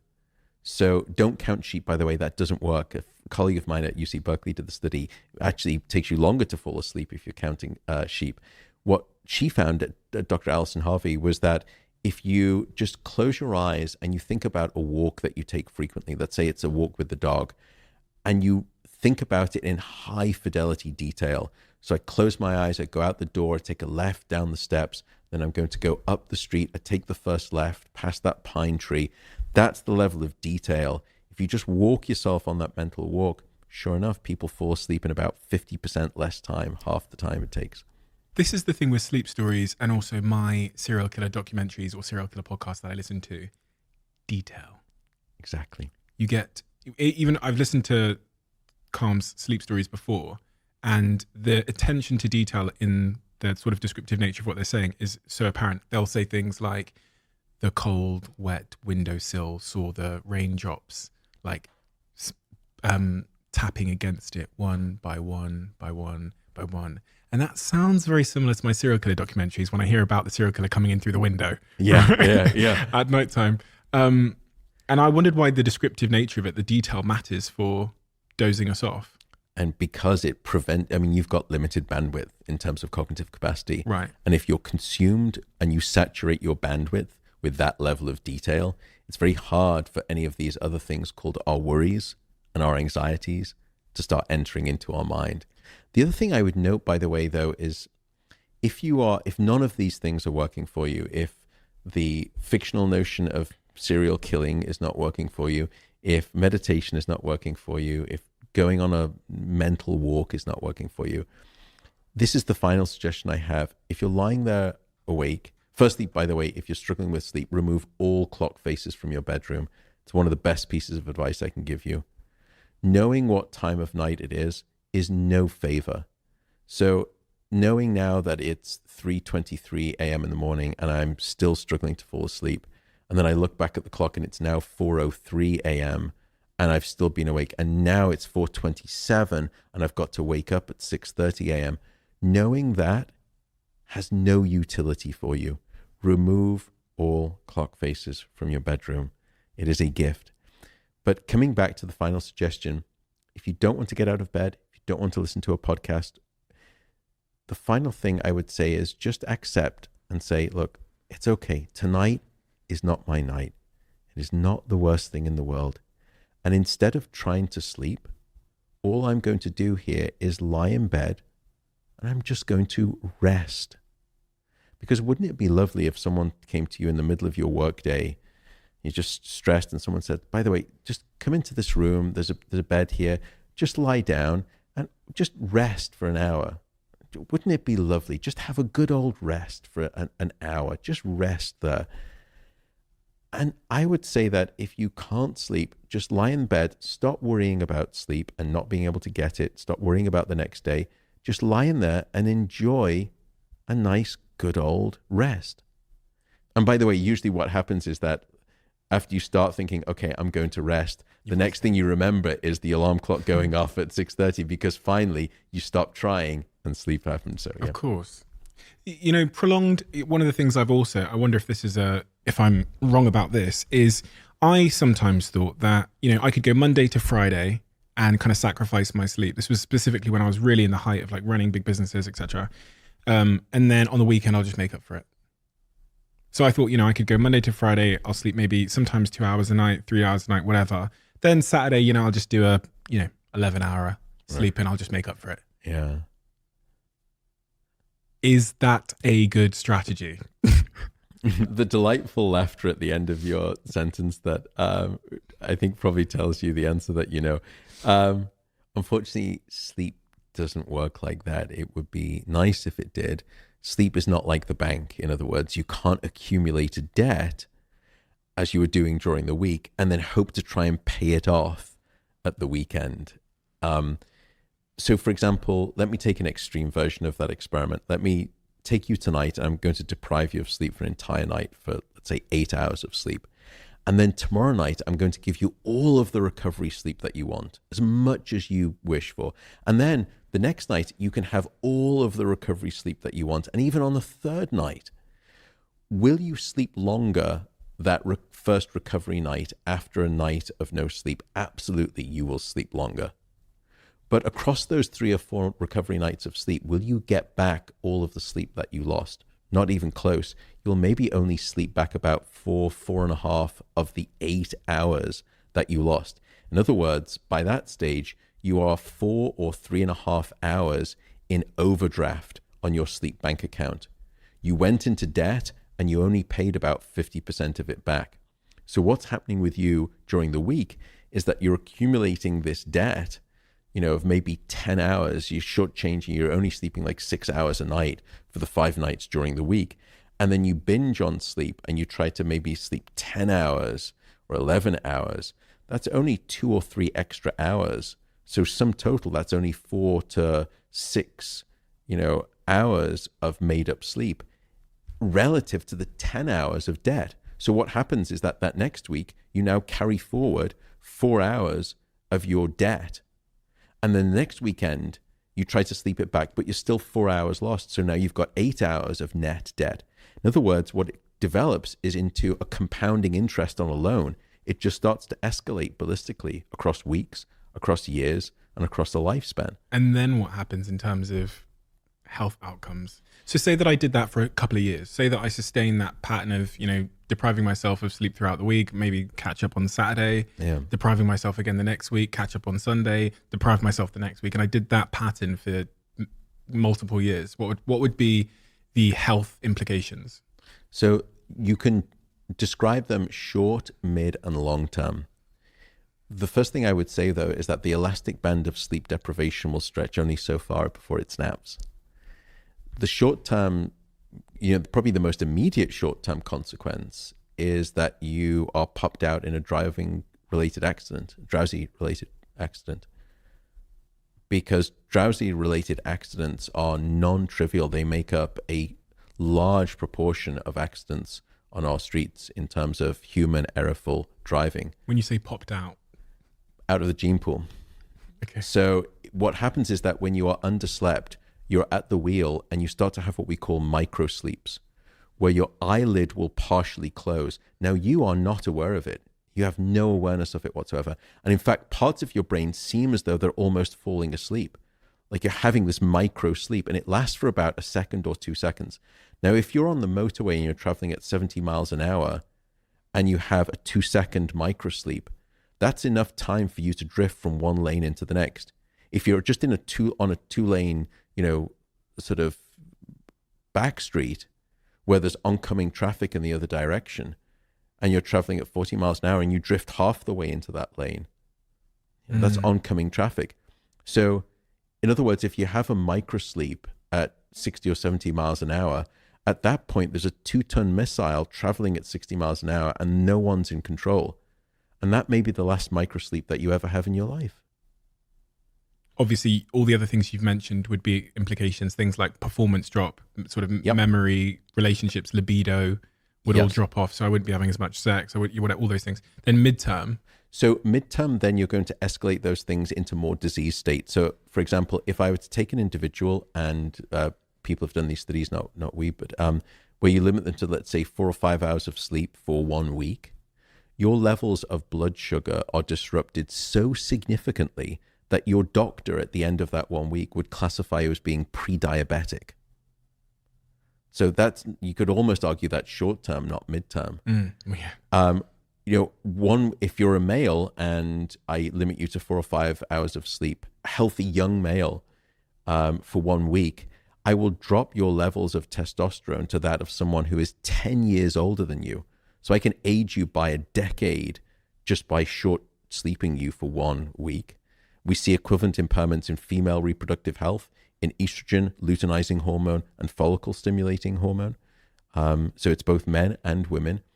Your blood pressure will start to creep up. Your systolic blood pressure in particular will creep up. Your heart rate in terms of its contraction rate, in other words, the speed of your heart starts to increase. The progression into obesity, diabetes, cardiovascular disease, mental health issues, anxiety, depression, suicidality, all of these things, immune compromise, infection, all of those things can be termed, will be midterm. Now, all of those things have a longer term tail to them, which is this thing called premature mortality. So using that sweet spot of 7 to 9 hours of sleep, you can argue that there's a simple truth on the basis of the data. The shorter your sleep, the shorter your life. That short sleep will predict all-cause mortality. Is that supported by data? That's supported by data, yeah. Now, there's an interesting change there, which is once you get past about 9 or 10 hours, your mortality risk doesn't just keep going down and down. It will hook back up again, as if almost too much sleep is a bad thing. And we can explain why that is the case as well, and why it's probably not quite as simple as that. But the final long-term consequence that I would say is Alzheimer's disease. The two most feared diseases in developed nations are cancer and Alzheimer's disease. Both of them have links to insufficient sleep, many of them causal. And this relationship between sleep and Alzheimer's disease, this is where we actually do, I'd probably say almost 50% of the work that I do at my sleep center is focused on sleep and Alzheimer's disease. And there the data is stunning. I would say at this stage, insufficient sleep seems to be one of the most significant lifestyle factors that can develop or dictate the development of Alzheimer's disease later in life. Now, that's a lifestyle factor. There are other genetic factors, but certainly we now know that it's not just that insufficient sleep predicts a greater amount of Alzheimer's pathology in your brain. So, for example, people who on average are sleeping 6 hours or less have a far higher magnitude of beta amyloid, which is the sticky toxic protein related to Alzheimer's disease, and another protein called tau protein. These are the two protein culprits of Alzheimer's. Both of those escalate the less and less sleep that you have. Now, that's just associational. We also know, by the way, that two sleep disorders, insomnia and sleep apnea, heavy snoring, both of those are associated with a marked increased risk of your Alzheimer's disease, later in life. That's simply associational. That doesn't prove causality, but we now have the causal evidence. both in animal models and in human models, if I deprive a human being of sleep for a single night, or I even just deprive you of deep sleep for a single night, the next day we can see an immediate increase in these Alzheimer's disease related proteins circulating in your bloodstream, circulating in what we call a cerebrospinal fluid that bathes the brain. And using special brain scans, we can even measure it within the brain itself. So these are causal manipulations. It's not associational. I manipulate this thing called sleep, and the consequence is that I manipulate your Alzheimer's disease proteins. That's correlation going to causation. Then the question is, well, mechanism. What is it about sleep when you get it that is de-escalating Alzheimer's disease risk? In other words, when you don't get it, why would it increase your Alzheimer's risk? And this was a stunning discovery made by a scientist called Macon Nedergaard at the University of Rochester here in America. And she found three things. First, studying mice and rats, she found that the brain has a cleansing system. Now, we didn't used to think that your brain had a cleansing system. Your body had one, and everyone knows what it's called. It's called the lymphatic system. We didn't think the brain had one, but she discovered that the brain has one. It's called the glymphatic system, named after these glial cells that make it up. The second thing that she discovered is that that cleansing system within the brain is not always switched on in high flow volume across the 24-hour period. It was expressly during sleep, and particularly during deep non-REM sleep, when that sort of sewage system was put into overdrive and washed away all of this detritus that built up during the day. And the final thing that she discovered, and this is why it's related to Alzheimer's disease, is that two of the metabolic byproducts that build up during the day in our brain are beta amyloid and tau protein, the two bad actors in Alzheimer's disease. So in other words, what she discovered is a system of, good night, sleep clean. That sleep is a power cleanse for the brain. And if you're not getting your sleep every night, it doesn't mean that you're going to get Alzheimer's disease next week. It doesn't mean that you're going to get Alzheimer's disease, in a year's time. But night after night, once again, it's like compounding interest on a loan. And that's why we now believe through this causal mechanism that insufficient sleep is a risk factor for Alzheimer's disease. Lots of people will say to me, look, there are these individuals in society who claim that they, didn't need very much sleep, who didn't sleep a lot. Margaret Thatcher is often quoted to me about that. Ronald Reagan was apparently another short sleeper. I don't think it's coincidental that both Thatcher and Reagan went on to die of the unfortunate disease of Alzheimer's. I'm sold. Sleep is important. I get it. I'm sold. My question is, what are the things that in the modern society are standing in the way of sleep? We've touched on some of them loosely, but some of the big obvious things, the things that you would suggest doing, very actionable things we could do straight away to improve our chances of having that healthy, deep sleep that we need to be optimal in every regard of our health and performance. There's probably, I think, 5 standard tips, what we call sort of sleep hygiene that you can do. And then I'll come on to maybe just some unconventional tips that we've sort of touched on. And we've spoken about many of these. The first thing I would recommend people to do, and this is why when some people say, oh, what about this new sleep supplement? Or, it's 40 quid for this bottle of these new sleep natural medications. I'm going to give it a try. I would say try these tried and true things first before you spend your money on supplements. The first thing is regularity. Go to bed at the same time and wake up at the same time, no matter whether it's the weekday or the weekend. Your brain expects regularity. It thrives best under conditions of regularity. When you give it regularity, you can improve the quantity and the quantity of your sleep. The second thing is get some darkness at night. As I said, we don't get enough darkness in the modern world.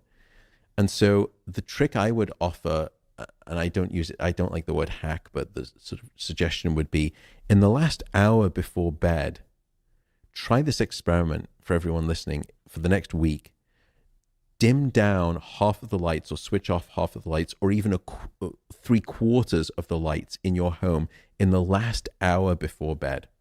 All of the lights in every room? in all of the rooms, switch off almost all of the light. Now, I'm not suggesting be unsafe and walk around in the darkness in the last hour. That's not what I'm saying.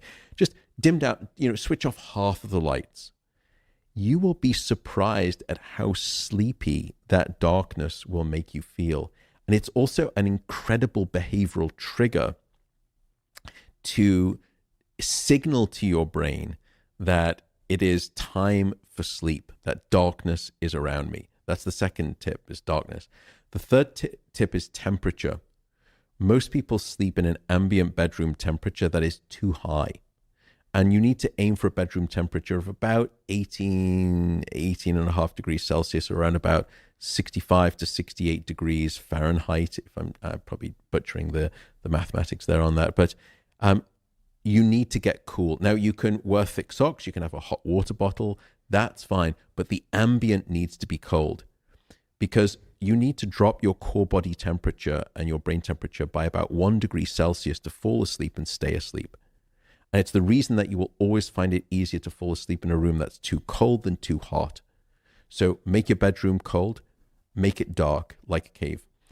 The fourth question would be sort of fourth suggestion would be walk it out. And we've spoken about this, the 30-minute rule, get up, do something different, or meditate. Don't lie in bed awake for too long. Then the final two things we've spoken about, we've spoken about caffeine. We haven't spoken about alcohol, but let me just say, as the kind of headline of it, alcohol is not a sleep aid. Many people use it as a sleep aid. It is not your friend. Alcohol, again, is a sedative, so it knocks you out. The second is that it fragments your sleep. So you wake up, your sleep is littered with all of these small awakenings. Most of them you don't remember because they're too brief, but it makes for miserable, lousy quality sleep. And the final thing is that alcohol is very good at blocking your REM sleep or your dream sleep, which we know is critical for many other functions as well. So alcohol's not your friend. That's the sort of the final tip. Again, just if you're with friends, have a glass of red wine. Just know, okay, my sleep's not going to be great. No, thank you, Matt. And, Nice yeah, okay, that's right. And I'm joking. I'm not. Yeah, I'm joking. Of whatever. course. It's just live life too. Of course, yeah. I'm not saying that. I was thinking there about the other sort of behavioral things that we do that harm our sleep as well. We talked about coffee earlier on, avoiding that. It's weird that people drink it after dessert in the evening. So never understood that. I guess that's an old tradition. But the other thing, obviously, that the modern generation are even more susceptible to is to have a quick TikTok. Look at the social media account or something. Now, I thought, there's a lot of different products out there that are trying to help with the light that comes from these screens that I think is the cause of what's keeping us awake. But there's this little button called dark mode on my iPad. Oh, there's also one called night shift. So if I just pop that on, Bob's your uncle. and I can crack on with my screen time. True or false? Partly true. Oh, good. Okay, partly. So I can just pop that on night mode and dark mode, and then I can carry on using my iPad. Partly true.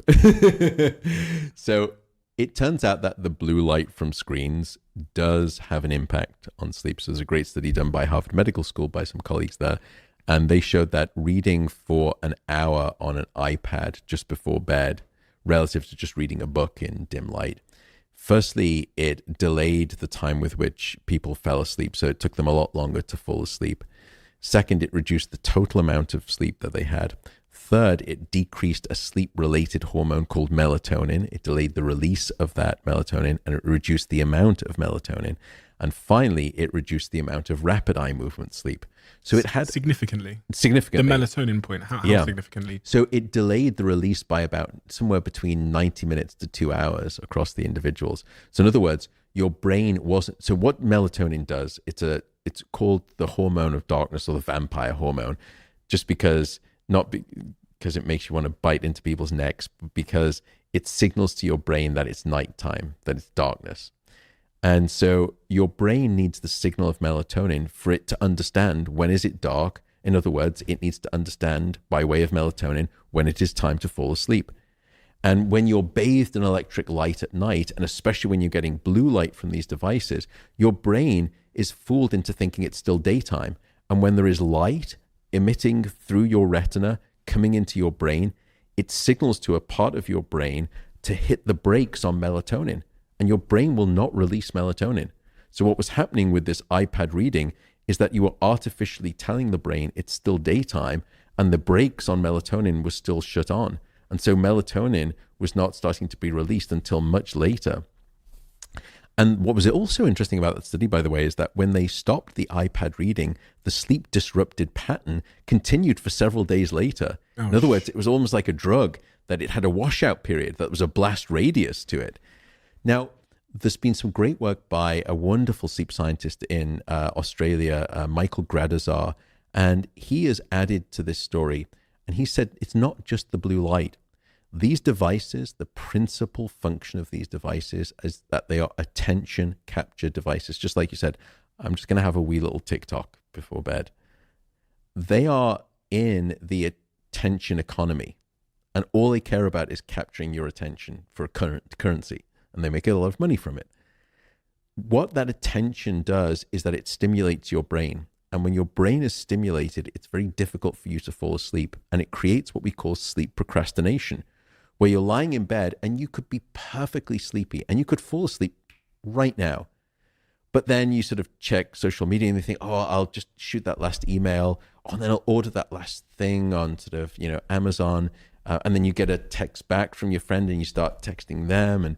And then you look up and it's now an hour later and you're an hour deficient on sleep.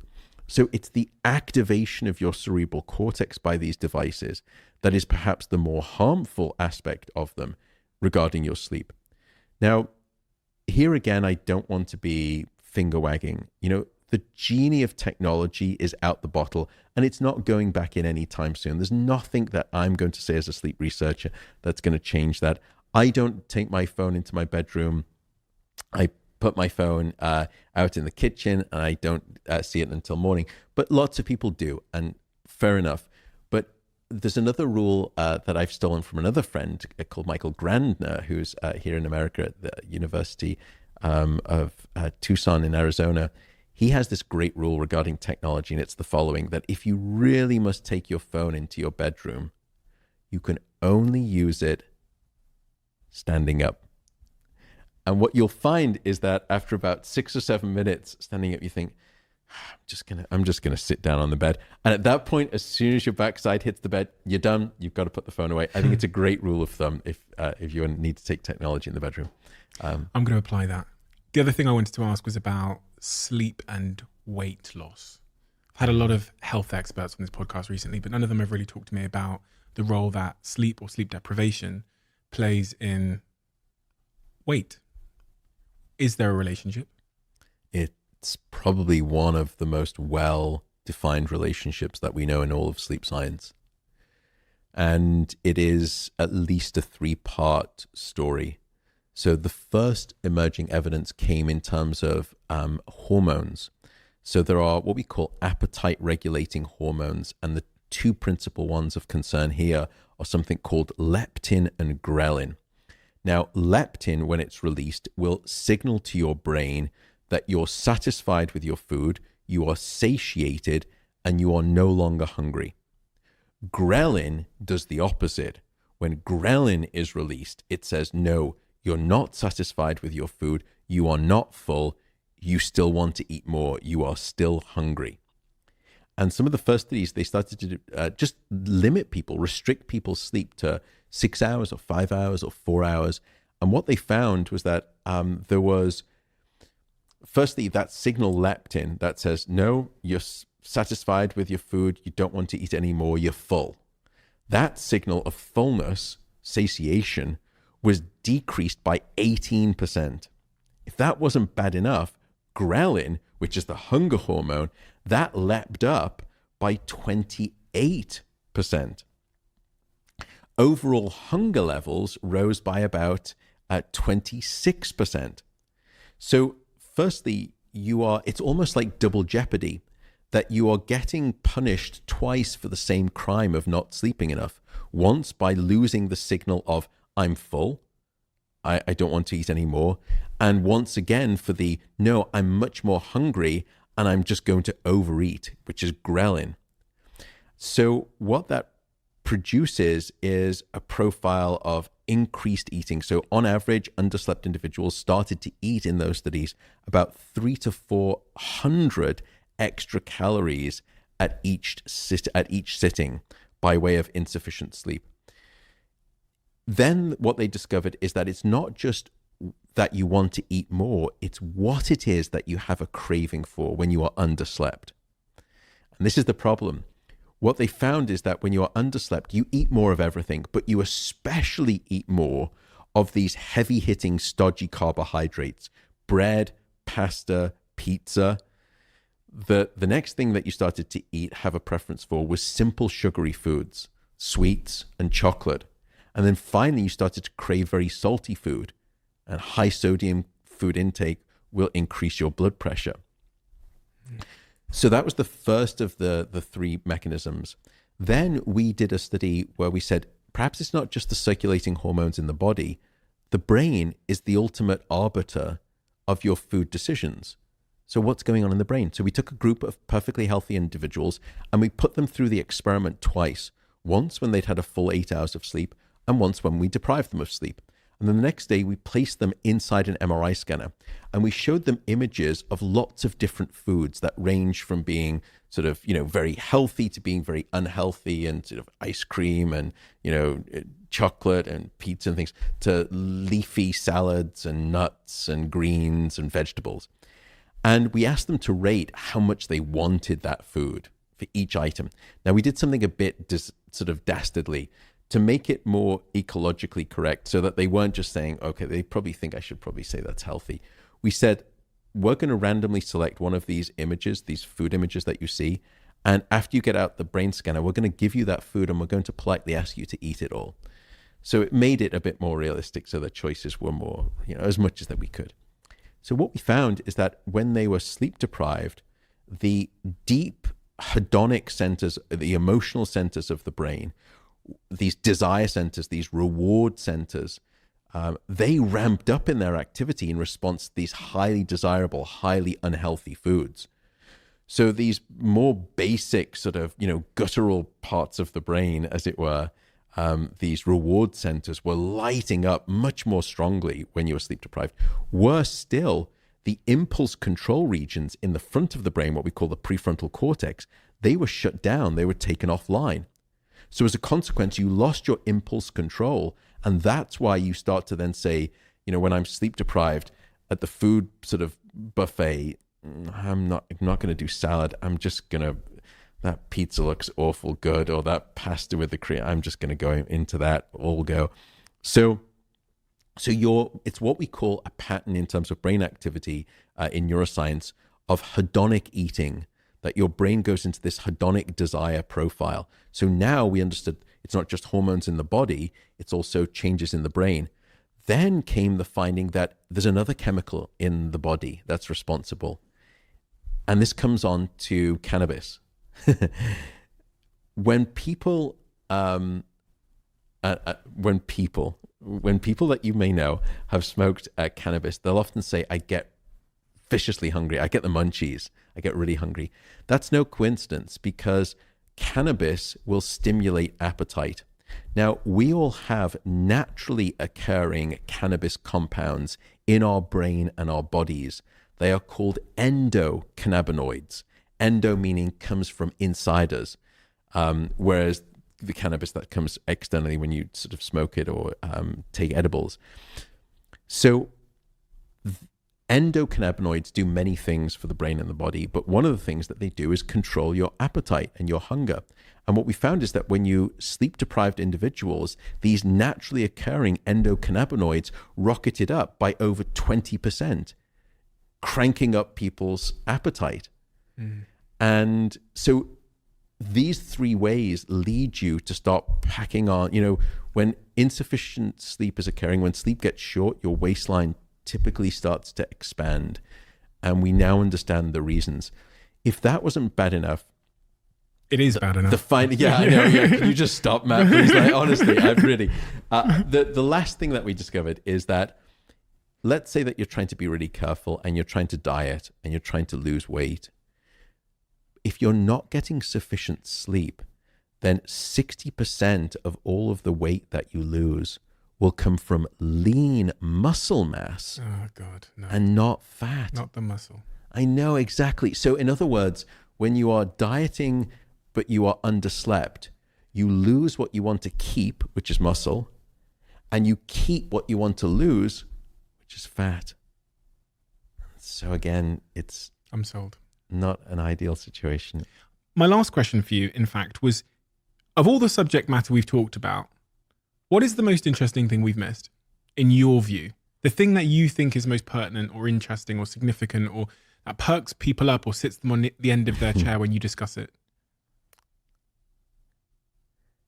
I think the only other area that fascinates people even more than sleep is dreaming. Mm. So dreaming above and beyond the stage of which it comes from, which is principally called rapid eye movement sleep or dream sleep. REM sleep provides a set of physiological and benefits, but dreaming, we've now discovered, even above and beyond that, provides benefits, and it provides at least two benefits. The first is creativity. I was telling you that during deep sleep, you cement individual memories. You grab memories and you shift them from a short-term storage reservoir to a long-term storage reservoir, and you strengthen the circuit of those memories. So you future-proof information. But that's individual memories. What we discovered is that sleep is much more intelligent than you ever thought possible. That it's during REM sleep, and particularly during dreaming, that we take all of the individual pieces of information that we've been learning, and we start interconnecting them and associating them with all of our back catalog of stored information. And so what dream sleep, one of the functions of dream sleep, is to cross-link and associate new memories together. So you wake up the next day after dream sleep, with a revised mind web of associations. And those are capable of divining solutions to previously impenetrable problems. So think of dreaming as, it's almost like informational alchemy, that you start to fuse things together that shouldn't normally go together.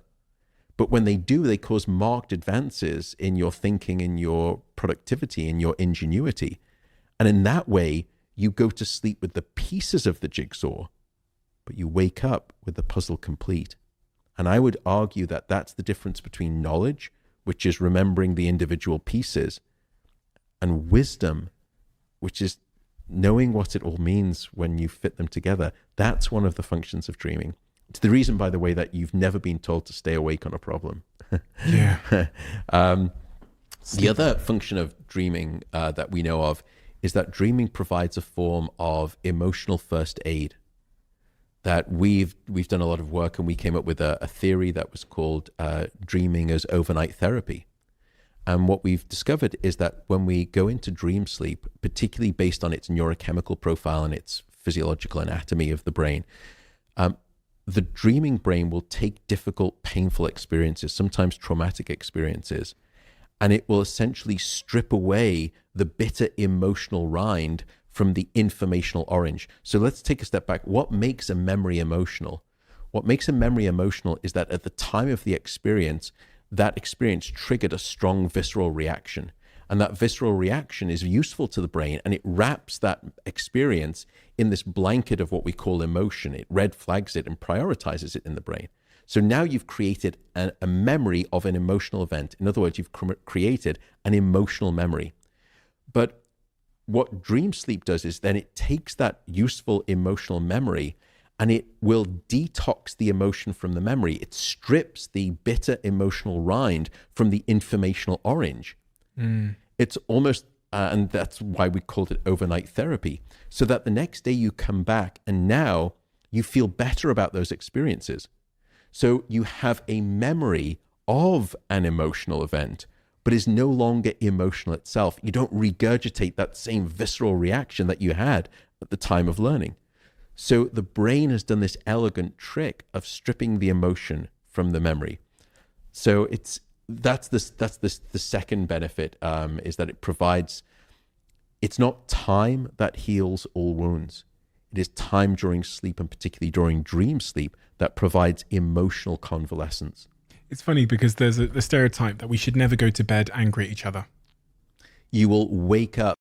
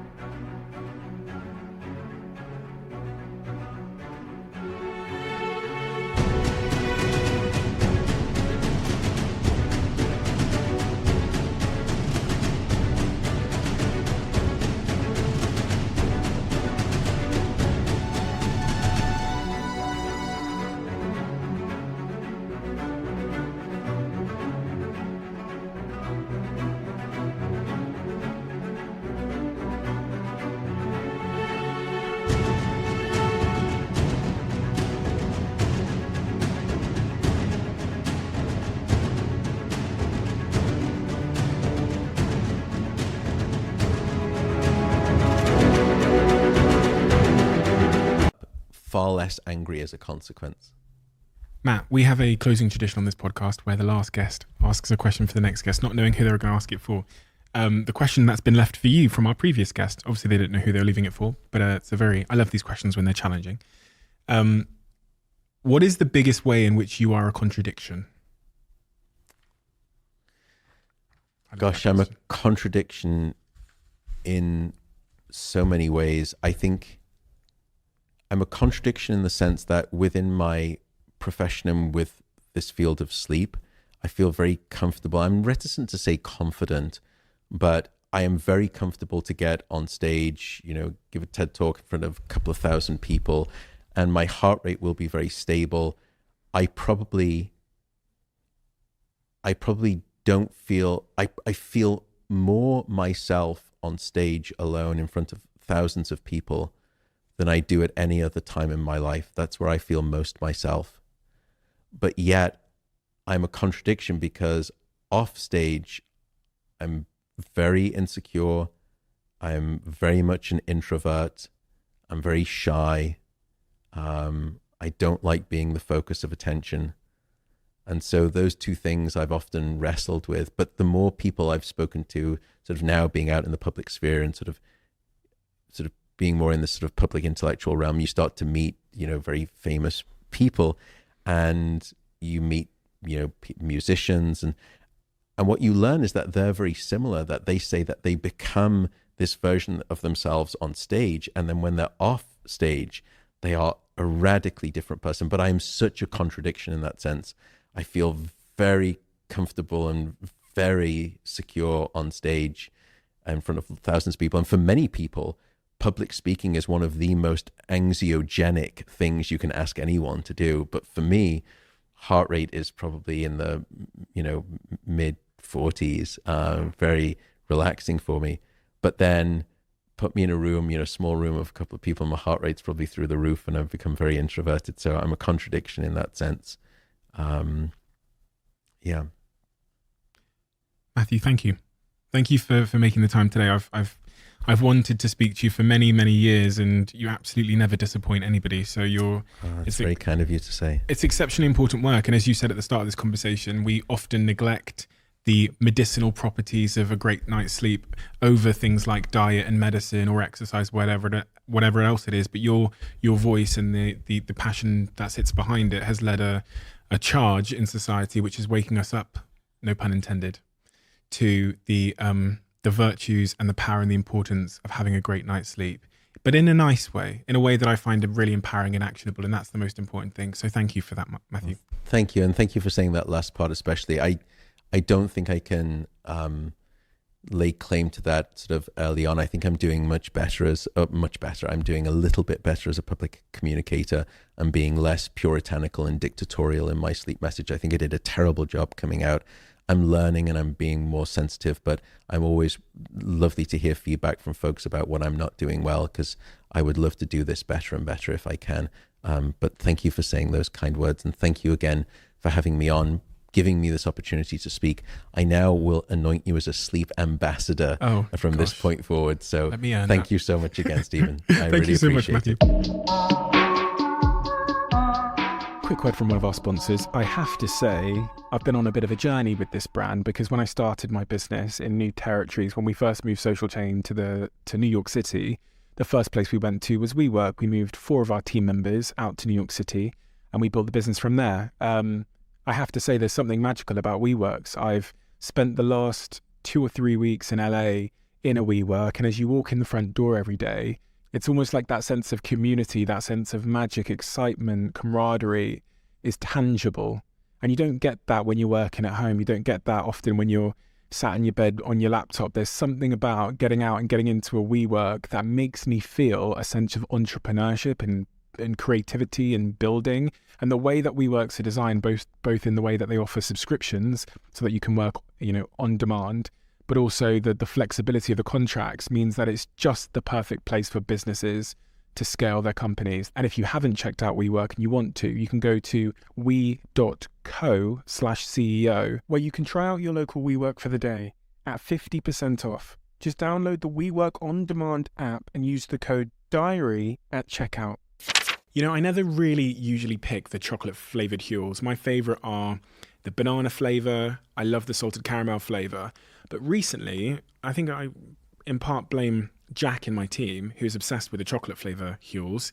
I've started drinking the chocolate flavour Huels for the first time, and I absolutely love them. My life means that I sometimes disregard my diet, and it's funny, that's part of the reason why I've had a lot of guests on this podcast recently that talk about diet and health and those kinds of things, because I am trying to make an active effort to be more healthy, to lose a little bit of weight as well, but to be more healthy.